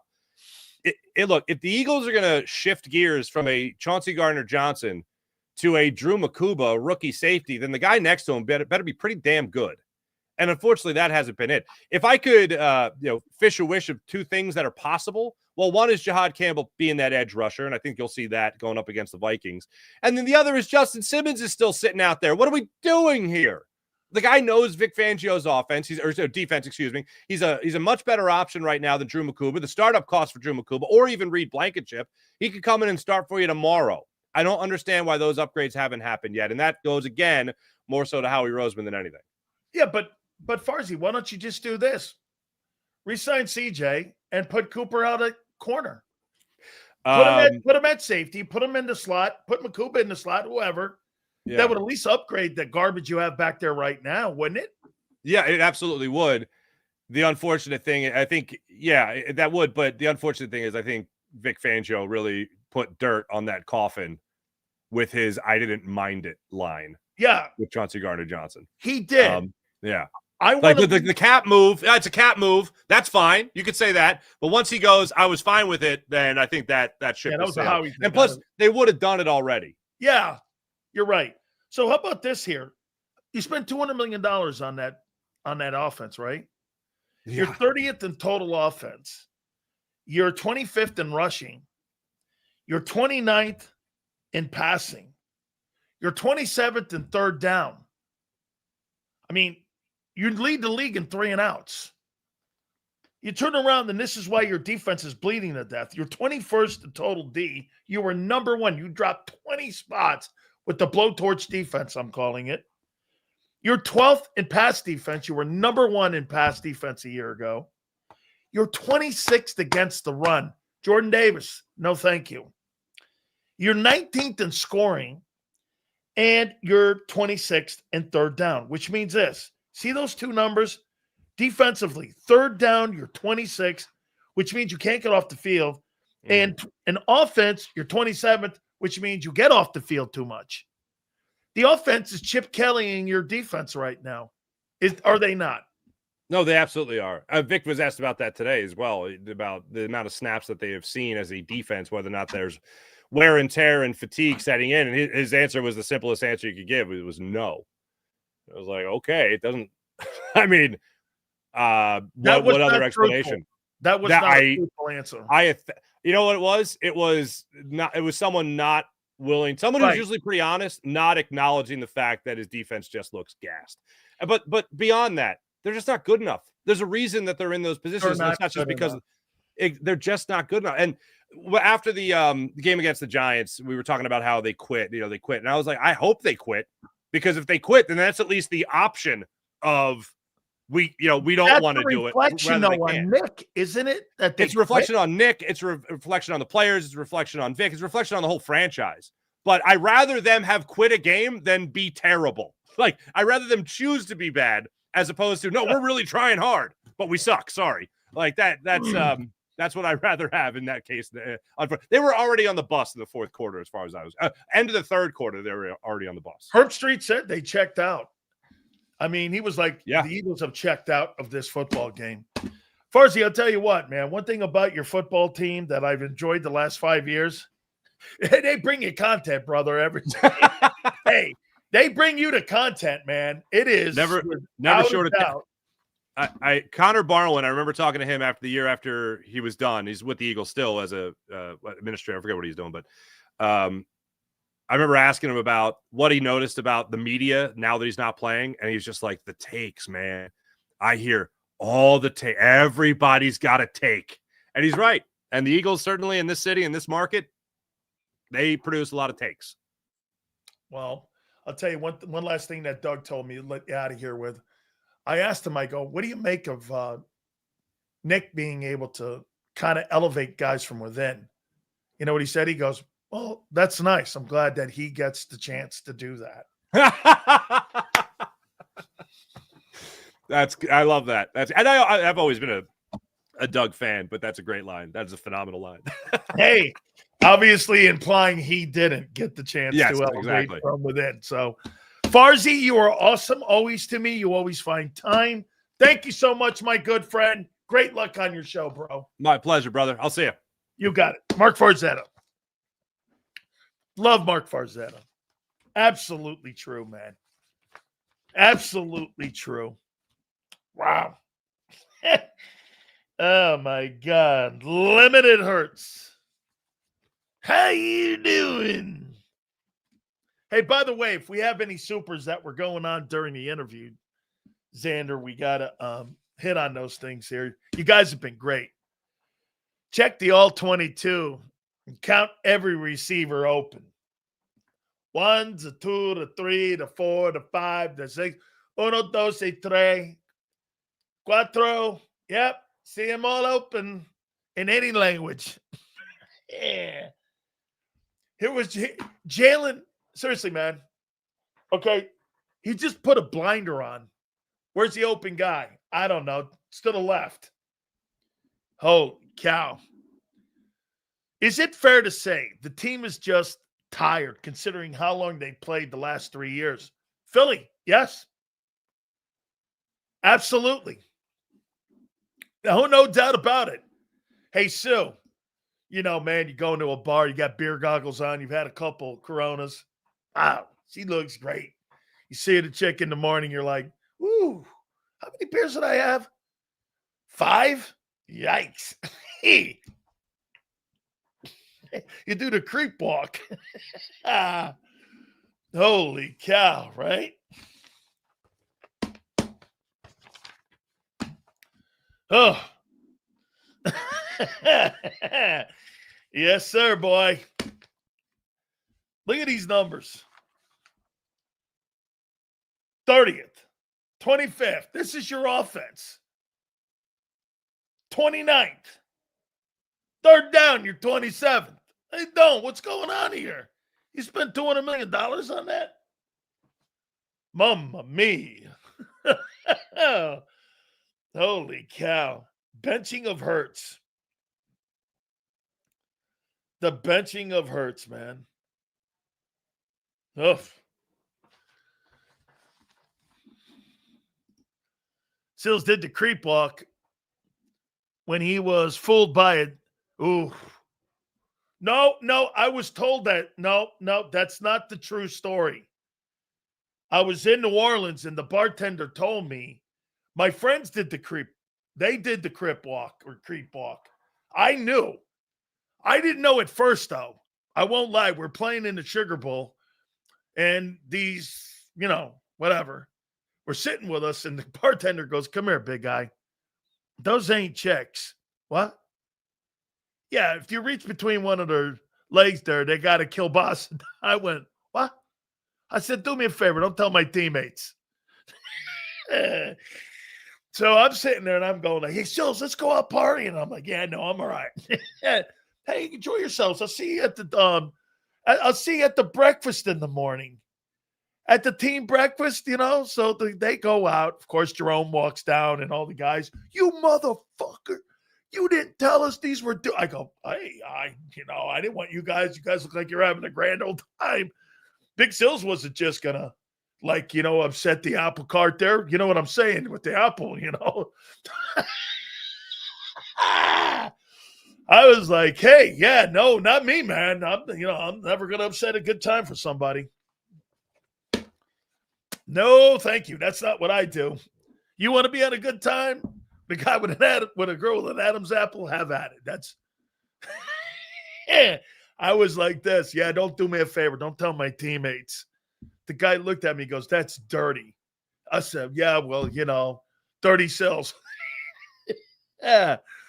Yep. Hey, and I said it with a straight face. These four tall, we're sitting there at the Hurricane. You have these Hurricanes, these big giant drinks, I think it was Pat O'Brien's down in the quarter. I'm drinking the fucking thing, big old straws, Hey, yeah, how you doing, honey? Yeah. Guy comes up, Big Sills. Hey, those are dudes. Yeah, you grab one of them. You go through the legs there. They got to kill Bassa. What? Yeah, don't tell my teammates. Oh, man.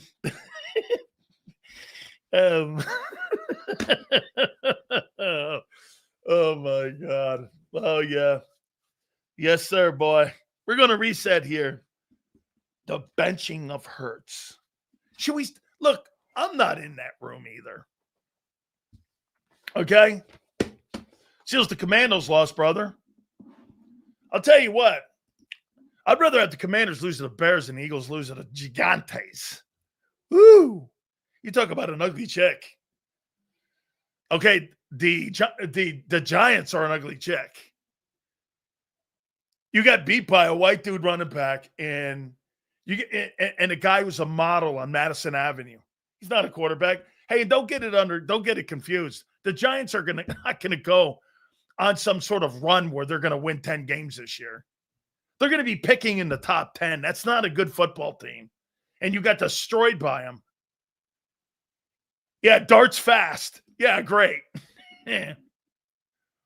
Great. Hey, by the way, let me hook you up on something. This ties into Jalen Hurts.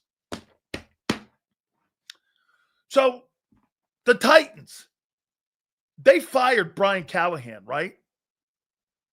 Did they fire Brian Callahan yesterday? The Tennessee Titans. Did they fire him yesterday? Yes or no? Okay, Brian Callahan, the head coach of the Tennessee Titans. So they did. They sure did? Okay. So let me hook you up on something. He's gone. He's fired.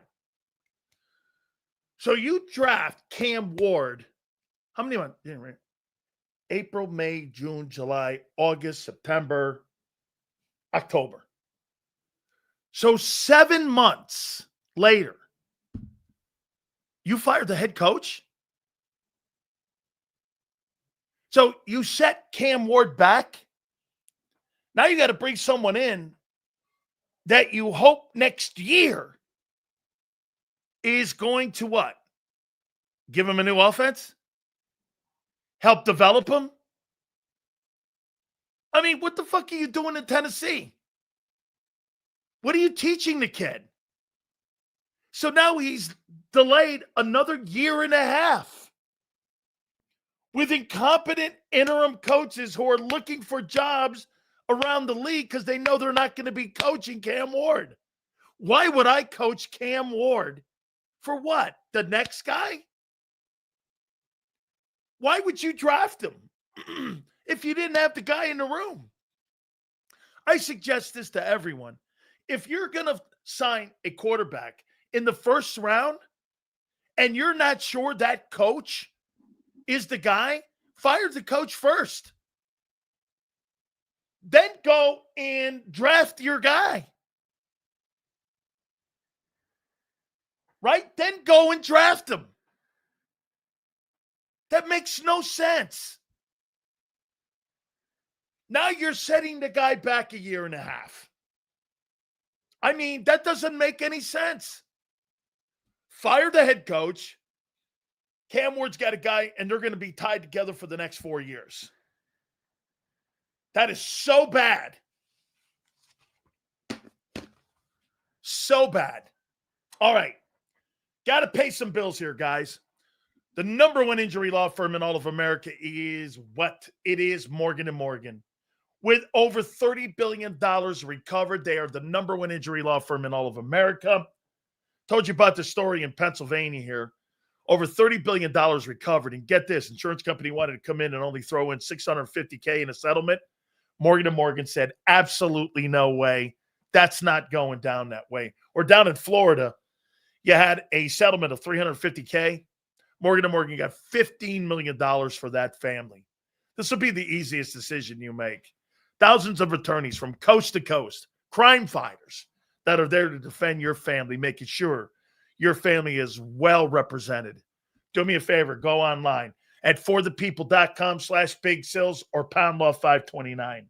That's forthepeople.com/Big Sills or pound law 529, and do me a favor. You tell them Big Sills sent you. This is Eric. When he got injured in a car accident, he called Morgan & Morgan. He not only gets a lawyer, he gets trial lawyers like Sam and Jessica who are in it to win it. He gets his own investigators with briefcases, leather ones. And if you ever have questions, our customer service folks keep things rolling. Injured? We're your army. Morgan & Morgan, America's largest injury law firm. Ignite your nights with free live entertainment daily, only at Live Casino and Hotel Philadelphia's Center Bar. 7 days a week, enjoy some of the region's top party bands, performers, and DJs as they take the stage in the heart of the casino action. Great cocktails, live music, and lively moments. It's all happening at Center Bar at Live Casino and Hotel Philadelphia. Visit livecasinophilly.com for more details and the complete list of upcoming events. Must be 21 or older. Gambling problem? Call 1-800-GAMBLER. This is Eric. When he got injured in a car accident, he called Morgan & Morgan. He not only gets a lawyer, he gets trial lawyers like Sam and Jessica who are in it to win it. He gets his own investigators with briefcases, leather ones. And if you ever have questions, our customer service folks keep things rolling. Injured? We're your army. Morgan & Morgan, America's largest injury law firm. Welcome to the Jet Setters and the High Rollers, to the Shot Takers and the Tastemakers. Welcome to the Viewfinders, the Thrill Seekers, and the Night Owls. Welcome to everything you could possibly want on one 5-mile island. Welcome to the Wildwoods. Book your stay today. In our hometown, we all look out for each other. We go the extra mile to lend a helping hand. We step up to keep our communities going strong. And at Independence Blue Cross, we're here to keep you going strong. We've been deeply rooted in our communities for more than 85 years. And that connection to members has earned us our spot as the #1 health insurer in the region. So while you look out for your neighbors, know IBX is always looking out for you.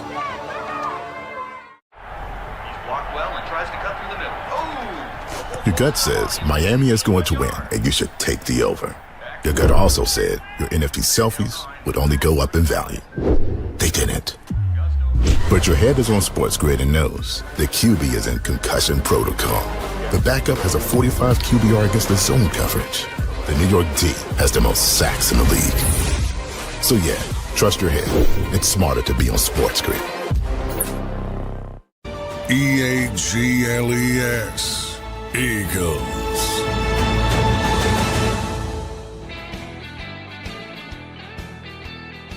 Hit the like button. Big Sills here. Appreciate you guys very much. Thank you for all the supers today, man. They were great.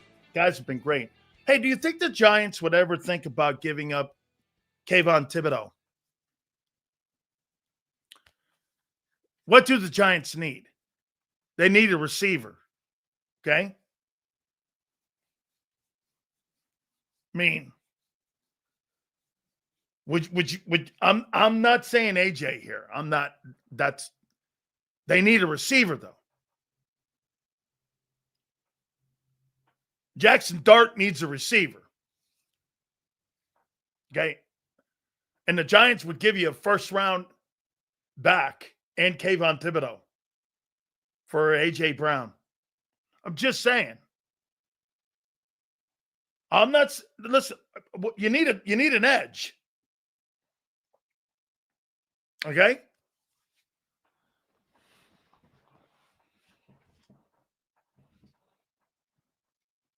And it's in the division, probably not happening. Jesus, man. I'll tell you what, you put A.J. Brown on that New York Giants team with that quarterback, I don't know. I don't know. A.J. be in the same position he's here, I guess. I mean, no? Okay. You listen, trying to find you an edge.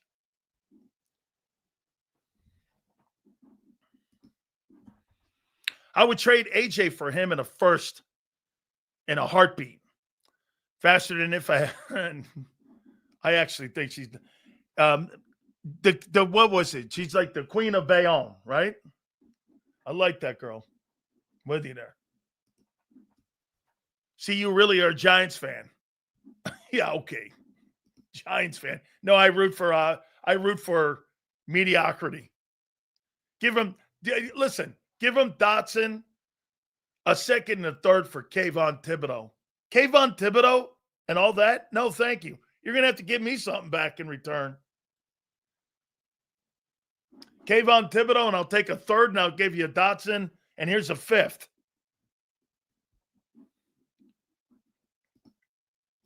AJ for Hendrickson. No. I think he's overrated.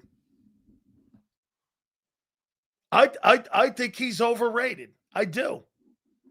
I think Trey Hendrickson is overrated. What? Hey, at least Myles Garrett wins games. They beat the Packers. They held the Packers to 10 points. He's an impact player. Trey Hendrickson is not an impact player.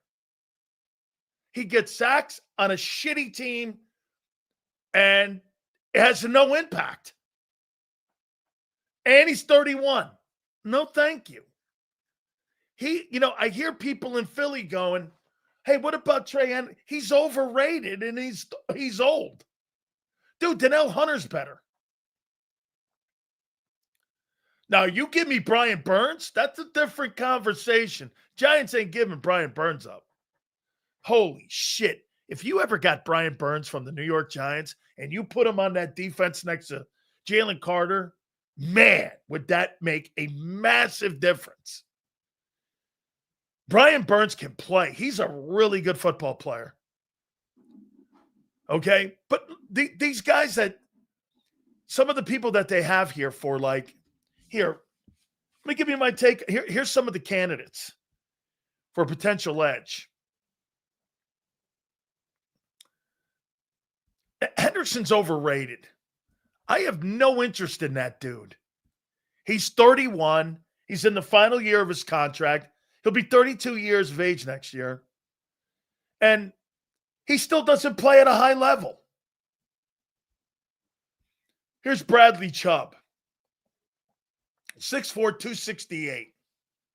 He's got no guarantees. He's got 2 years left on his contract.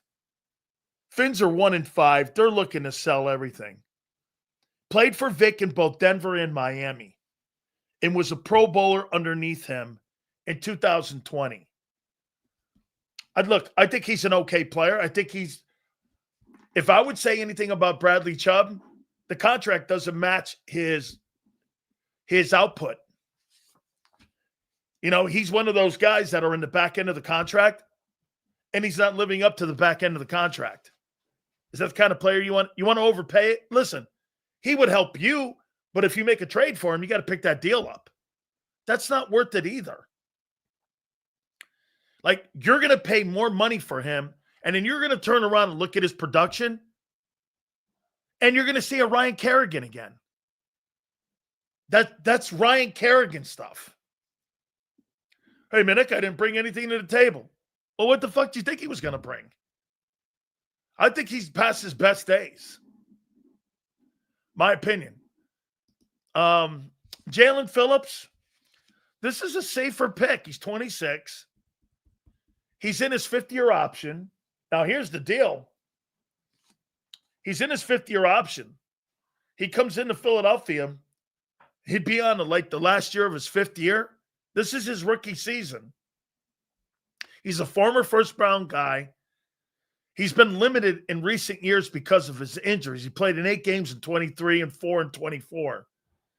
So he's got a history of being injured. Now, Vic knows who he is.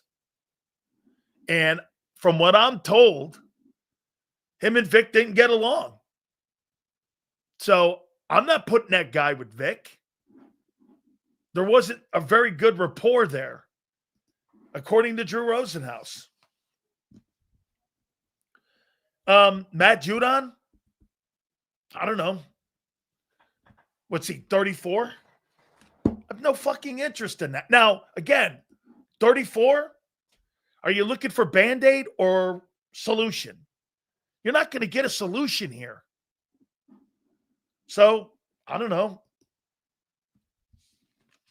Jermaine Johnson, he's 26. He's in the final year of his rookie season. The Jets picked up the fifth-year option. They're 0-6 right now. And he's a former first-round pick. I think he's the kid from FSU. Okay, I mean, but here's the thing. The Jets have been limiting him. Now, maybe because they're trying to deal him and trying to move him. Guess who else also is in the conversation for an edge? The 49ers. Now, Jermaine Johnson is a guy that I'm interested in. Okay? He was a Pro Bowler in 23. I like the 2 guys in New York. Now, I don't believe the Giants move Kayvon Thibodeau to the Eagles unless there was something in big return going back to the New York Giants. Are you going to send Smitty? Jahan Dotson's not an option. I'll take that back. If you sent the Giants a second-round pick and Jahan Dotson for Kayvon Thibodeau, I don't know. They need a receiver. You need an edge. Here, and I'll ask you this. Are you picking up the contract of Jahan Dotson at the end of the year?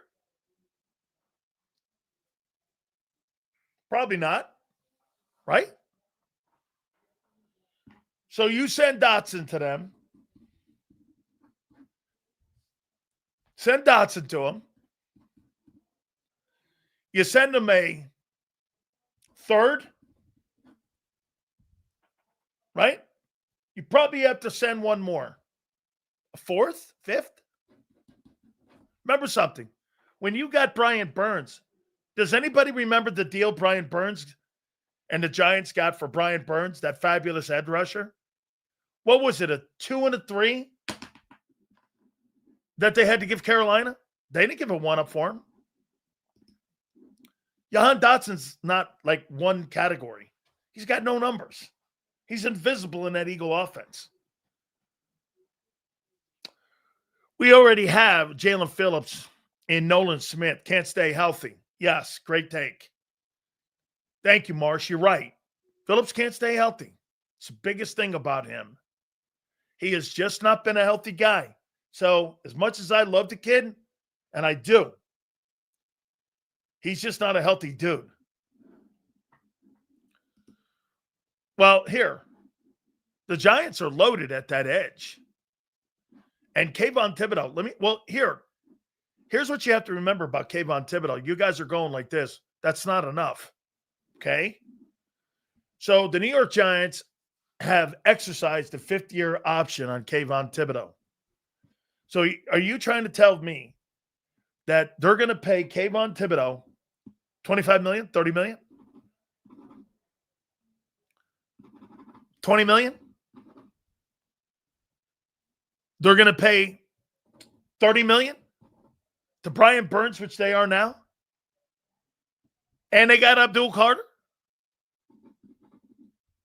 So the New York Giants are going to spend $56 million on edge rushers when they need O-line? Giants ain't keeping Kayvon Thibodeau. That's why they drafted Abdul Carter. So they're caught between a rock and a hard place too with this. At the end of the year, they've got to make a decision. Well, shit. We got Abdul Carter, who's great. He's a great-looking prospect.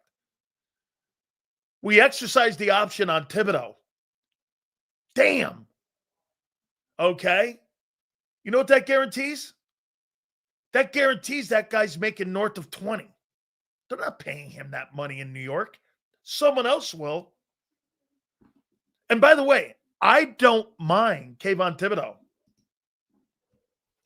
I thought he kicked the shit out of the Eagles on last Thursday night. I thought he was pretty good.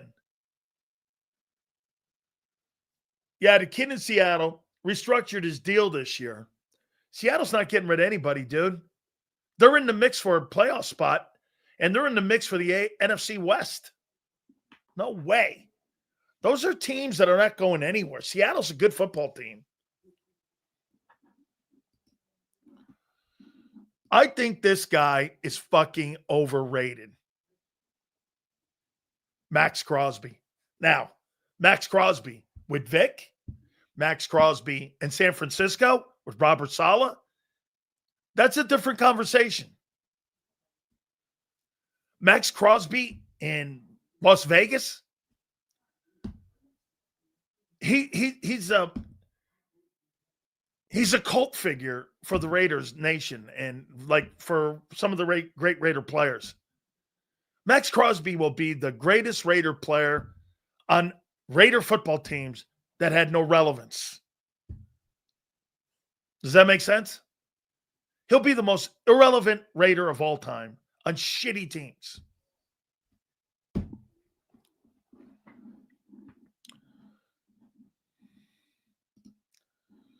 Zero chance of them trading him? Why are you keeping him? And you know why this guy's wrong? They traded Khalil Mack. You're telling me, dude, Max Crosby's not better than Khalil Mack's career. Let me take a look at that. I want to double check that.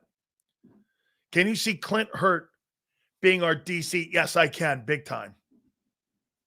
So let me go here. Let me take a look at Khalil Mack.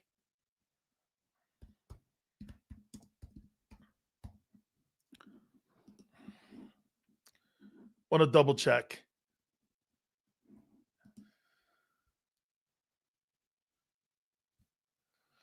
So Khalil Mack has 108 sacks in his career. And get this, folks. He just said that the Raiders would never trade Max Crosby. The Raiders traded this away to Chicago. 15 sacks, 11 sacks, 10 sacks, 12 sacks. They traded him to Chicago. In his 64 games in Oakland in 4 years, he had 40 and a half sacks. And they traded that away. I mean, let's take a look at Max Crosby now. Are you under the impression Max Crosby's had a better career? I mean, Khalil Mack had a really great career. He's way long in the tooth now. But here, 10 sacks, 7 sacks, 8 sacks, 12 sacks, 14 sacks, 7 sacks. In 100 games, this guy's had 63 sacks. Khalil Mack was a spectacular player. 10 times the player Max Crosby was. It's not close. That guy's got 108 sacks in his career. Trade Gibbs, the running back in Miami. Okay? I mean, Raiders also gave him a big contract, Sills. That's right. They just gave him a big one. You're right. But here's the deal on that. So you gave that guy a gigantic deal, and you have holes everywhere in your football team. Edge rushers do not result in Super Bowls. The Falcons are a good team. They're getting better. Did you see them harassing Allen all night? I think Raheem Morris has done a nice job. The kid Pierce from Tennessee, the kid they got from Georgia, Walker, I think they're starting to play better on defense. They rolled their record, I believe, back to 3-2 or something. And they've got weapons. Bijan Robinson is a spectacular player. We told you he was one of our sandbox guys back in the day when Jalen Carter was in that sandbox. So I'm good with Jalen Carter. But Bijan Robinson was the 5th pick in the draft. I mean, I liked him. And I don't really like a lot of people out of Texas. Can you tell me a guy in the game right now in college football or in the NFL that went to Texas that's a spectacular player? Give me one. Bijan? Who else? Any receivers?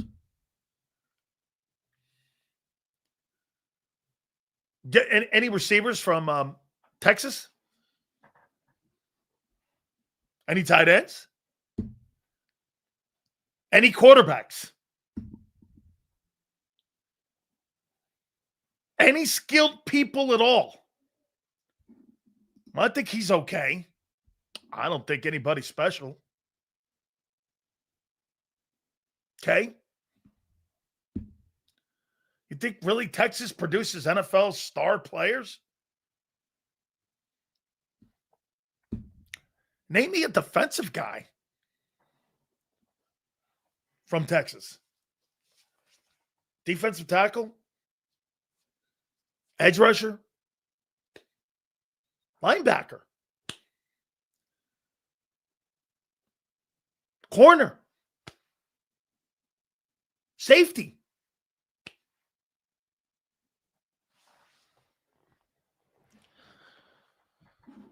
I mean, that's not quite the place. Yeah. I think your responses right here pretty much tell you. It's been a bit. You guys are mentioning Mac Brown guys. Yeah, like Mac Brown dudes. Quinn Jammer's okay. How do you think he's done with the Chargers so far? What do we say? Kind of case in point. Overshown's good. Yep. When healthy. Yep. Overshown. Not bad. Not a lot of them, though, huh? Not quite where I'm going to get my talent. I'll hang out in the SEC, Bama, Georgia, LSU, Tennessee, Ohio State up at the Big Ten. Michigan, no thank you. Who else? I have no interest in Michigan talent either. No D lineman, please. Yeah, no skilled people, please, from Michigan. I have no interest in your wideouts. I have absolutely no interest in any of your running backs or your quarterbacks, really. Michigan doesn't really, produce NFL players like that. LSU, Bama, Georgia, Tennessee, all those players. Yeah, like I said, Brady, funny. They didn't even want Brady to be the starting quarterback. They did everything in their power to make sure that Brady wasn't the starter. Eventually, they couldn't stop him. And Chad Henning couldn't keep the job. They wanted Chad Henning to be the starting quarterback in Ann Arbor. I love how Ann Arbor claims Brady now. He's our guy. You hated him.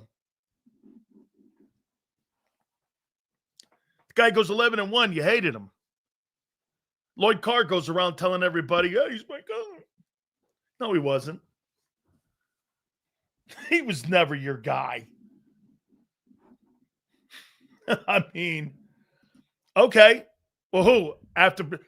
Dude, he started 1 year at Michigan. Drew Henson. Thank you. You're right. Drew Henson. Chad Henning was after. You're correct. Chad Henning was the Yankee player, right? He played with the Yankees. You're right. Real. Am I right when I say that he was a third baseman or something like that with the Yankees? Oklahoma? So let's go Oklahoma.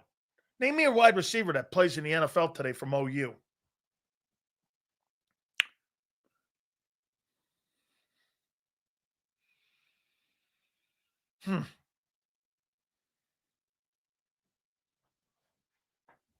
Oklahoma wide receivers? CeeDee Lamb. Okay. CeeDee Lamb. Sterling Shepard? I don't know about great. The great Andrew Makuba went to Texas. He did. Hollywood Brown? I said receivers, not tight ends. Marvin Mims? CeeDee Lamb. Hollywood Brown. Who?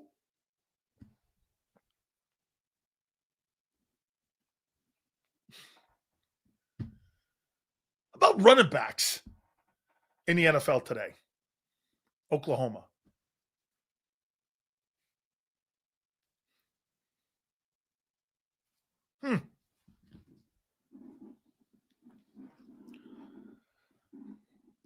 Who?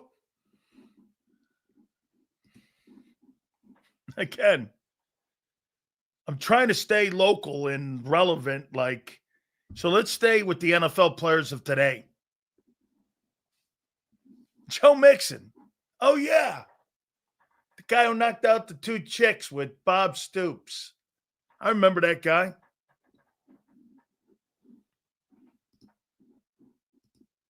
Sills, am I on your shit list? If so, I'll quit responding. What are you talking about, bro? Don't, bro. You got to have a good take. There's nobody on my shit list. There's just a few people that have to pay for my attention. And you ain't one. It's all good. Yeah, these guys that you guys are looking at right now, potentially here. And by the way, honey, it's okay. You know, you and me are good. Okay, sweetheart? So is mine your shit list? My wife don't ask me that, and I don't want you as another man to ask me if you're on my shit list. Okay? Let's keep it there. Let's keep man cards going here. Okay, we fair? Hey. You know, I mean, right? This guy right here, he's not really on my shit list. You know what he is? He's like a boil on your foot. You just go like this. God damn, I can't get like a blister on the back of your heel. You know when you get brand new shoes and the shoes rub your feet wrong and you got a brand new pair of shoes and you're like, shit, there's Reyes on the back of my heel. And the big old blister kind of jumps up at you and you're like, man, I got to get that Reyes popped. There's M. Reyes right there. He's on the back of my heel. I just got a brand new pair of Adidas's. Kane sent me a brand new pair of Adidas's, and I'm trying to put them on here, and the damn M. Reyes on the back of my heel came up. I've got to get that M. Reyes off the back of my heel. And I've got to go back there, and I've got to get that M. Reyes off that heel. Better rapper, Master P or Master Bates? I'll take the Bates. How you doing, bro? How you doing, Leon? Joy is so far away from now. You just ended it. You're now on my Joy Taylor shit list. Okay? You will never, ever, ever. As a matter of fact, I'm going to book Joy Taylor. Okay? On this program, and I'm going to block you for one day where you can't see Joy Taylor that day. Come on the program because I'm going to block you that day for the masturbates. Okay? We are going to block you now. I may even get Nikki Benz on. And I'm going to block you. Okay? Don't worry, sweetheart. It'll be all right. I'm kidding too.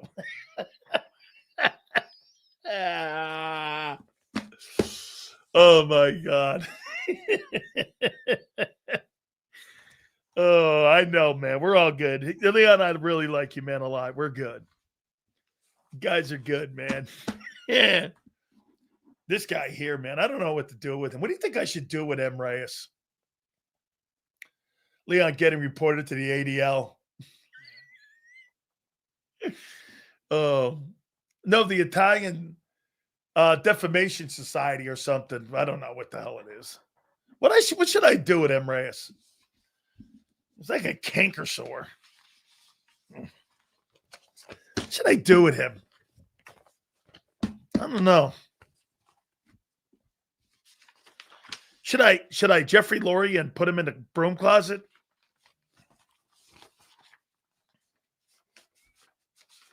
Should I do that? Oh, by the way, no. Let me get to Vic today. So Vic spoke. Yeah, let's do Vic. Yeah, we'll get, you know what? John's been busy. We'll get him on. So Vic Fangio. Hey, what'd you make of this? I tried bringing this up. Nobody wants to go down this lane. And they don't want to make any more of it, but I will, of course, because this is what Big Cells does. So, just curious what you think. So, when you run a football team and you're the head coach and you've got total autonomy, supposedly over your coaching staff and your team, and you meet constantly with these coaches, it never comes up in a meeting, hey, Vic, how we might be getting rid of somebody. Or guess what, Vic? Guess what happened just now this morning? Za'Darius Smith retired. Do you not have a one-on-one conversation with your coaches, your assistant coaches, about your personnel? Any of that? I think he did that on purpose. Yeah, how he came in. He could have just said, yeah, I was told in the meeting. He did that on purpose. He did. Nobody in Philly will make any more of it. But I find that egregious that the head football coach didn't come in to tell his top coach, one of his top coaches, his defensive coordinator, a guy who they took the blowtorch to with all of the players that they've taken away from him. And the general manager walks in and goes like this, hey, guess what happened? You know the guy I signed for you to get some edge help? He fucking quit. Can you believe it? No. I can't believe it.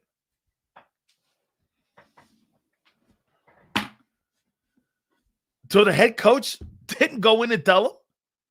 So when you saw your head coach 2 minutes later, hey, Nick, fucking guy retired? Yeah. Can you believe it? Oh, when did you know? I found out when you did. Okay. I found out when you did? Who runs your fucking team? Oh. And you know what Xander's go-to is? Hey, shit's different in Philly. All right.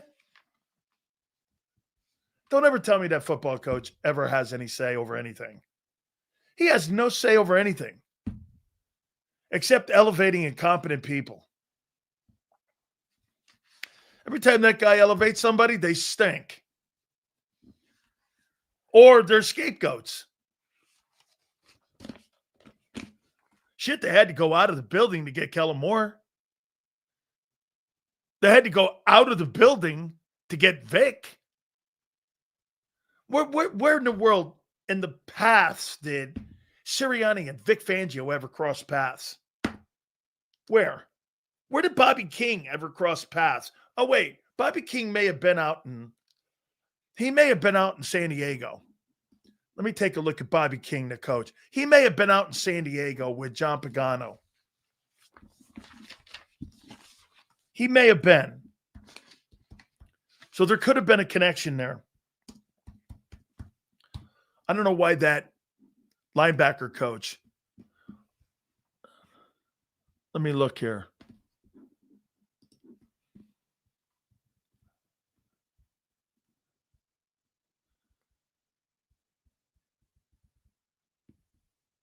Tennessee Titans. San Diego Chargers. 14-16, I was there. That's right.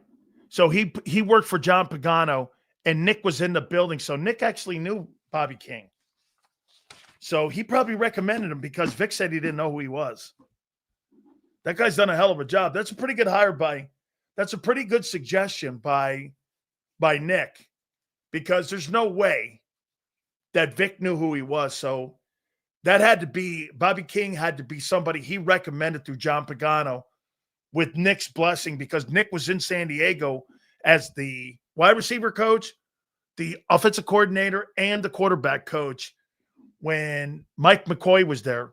I covered the team. I didn't even know Nick Sirianni was in the building.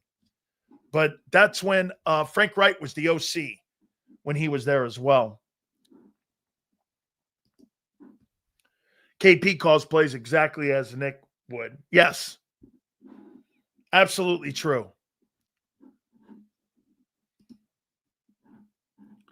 Let's see. Here, I could always end on a dumb one. Nobody talks about how Nick is vouched for Reich. He's part of the same coaching tree. Nobody talks about how Nick is. He does. He's got the blessing of Frank. What are you talking about? Frank came on here and said it. Frank came on here and said it, dude. By the way, Frank's the one that told him how to act. Frank told you all that here. What do you mean talked about? Frank came on here and told you we liked him. Where the hell do you think you got it, M. Reyes? Well, let me guess. Somebody told you in a seance. Hey, you know what?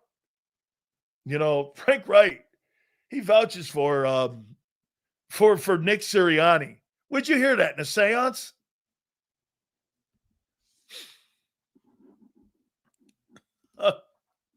I'm beefing with him. He's stupid.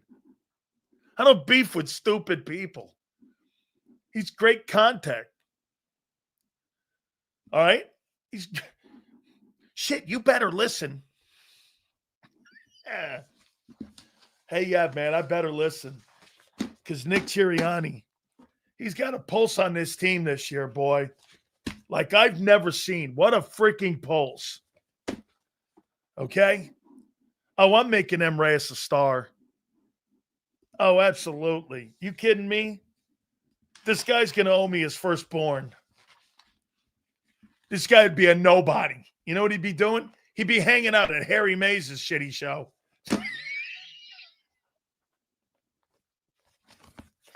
Let me pay some bills.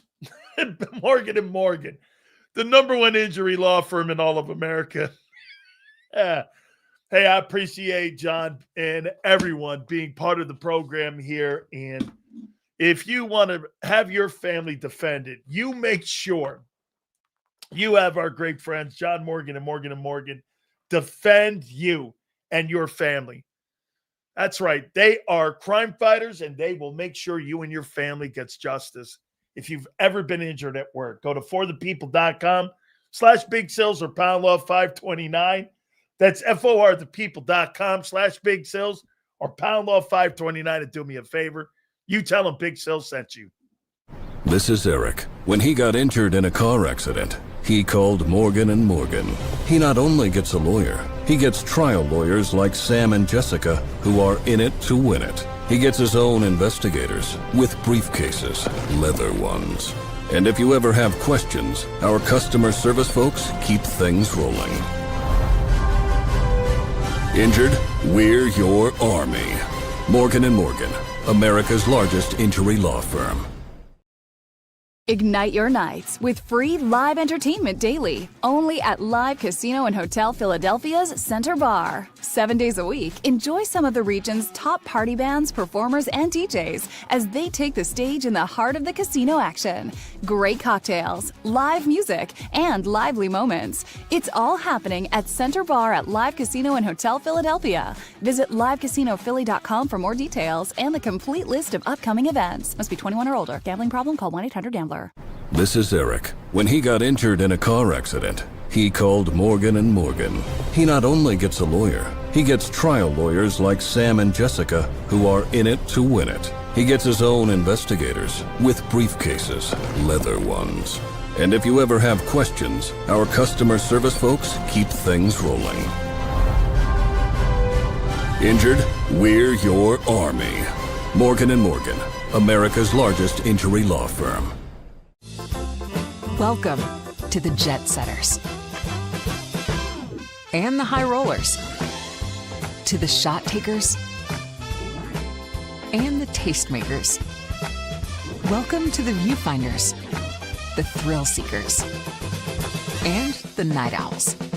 Welcome to everything you could possibly want on one 5-mile island. Welcome to the Wildwoods. Book your stay today.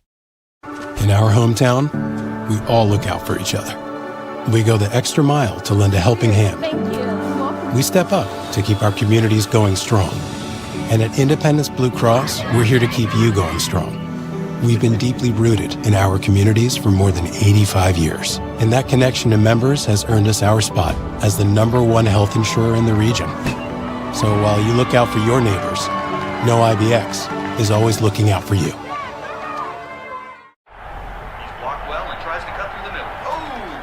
Your gut says Miami is going to win and you should take the over.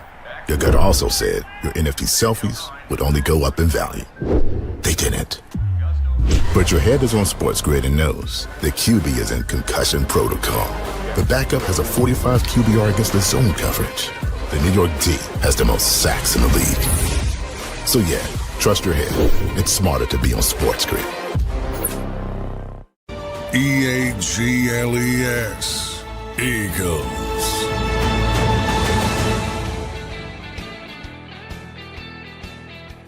Look at the king. Look at that.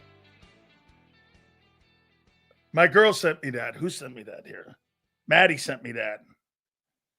Met her at the she was at the Hooters at King of Prussia. All of you will be bowing down at the end of the year, including Xander. How you doing? Look at that. There's the king. Woo. Yeah, I'm going to post that pic too. I might put that in my profile. I actually like that pic. Oh, yeah, you will. Oh, yeah, you will. You ain't winning shit this year, guy. You know what you're winning? You're winning a consolation prize, getting bounced in the opening round of the wild card, and you're getting beat by Seattle. Yeah. How you doing? All right. Battle Royale tomorrow, as always. It's always a hoot. Look forward to that. Look forward to you. Guys, you were great as usual. Do me a favor. Please hit the like button on the way out. Big Z, Big Joe, thank you. We will see you 2 to 6. We'll see you on the flip side.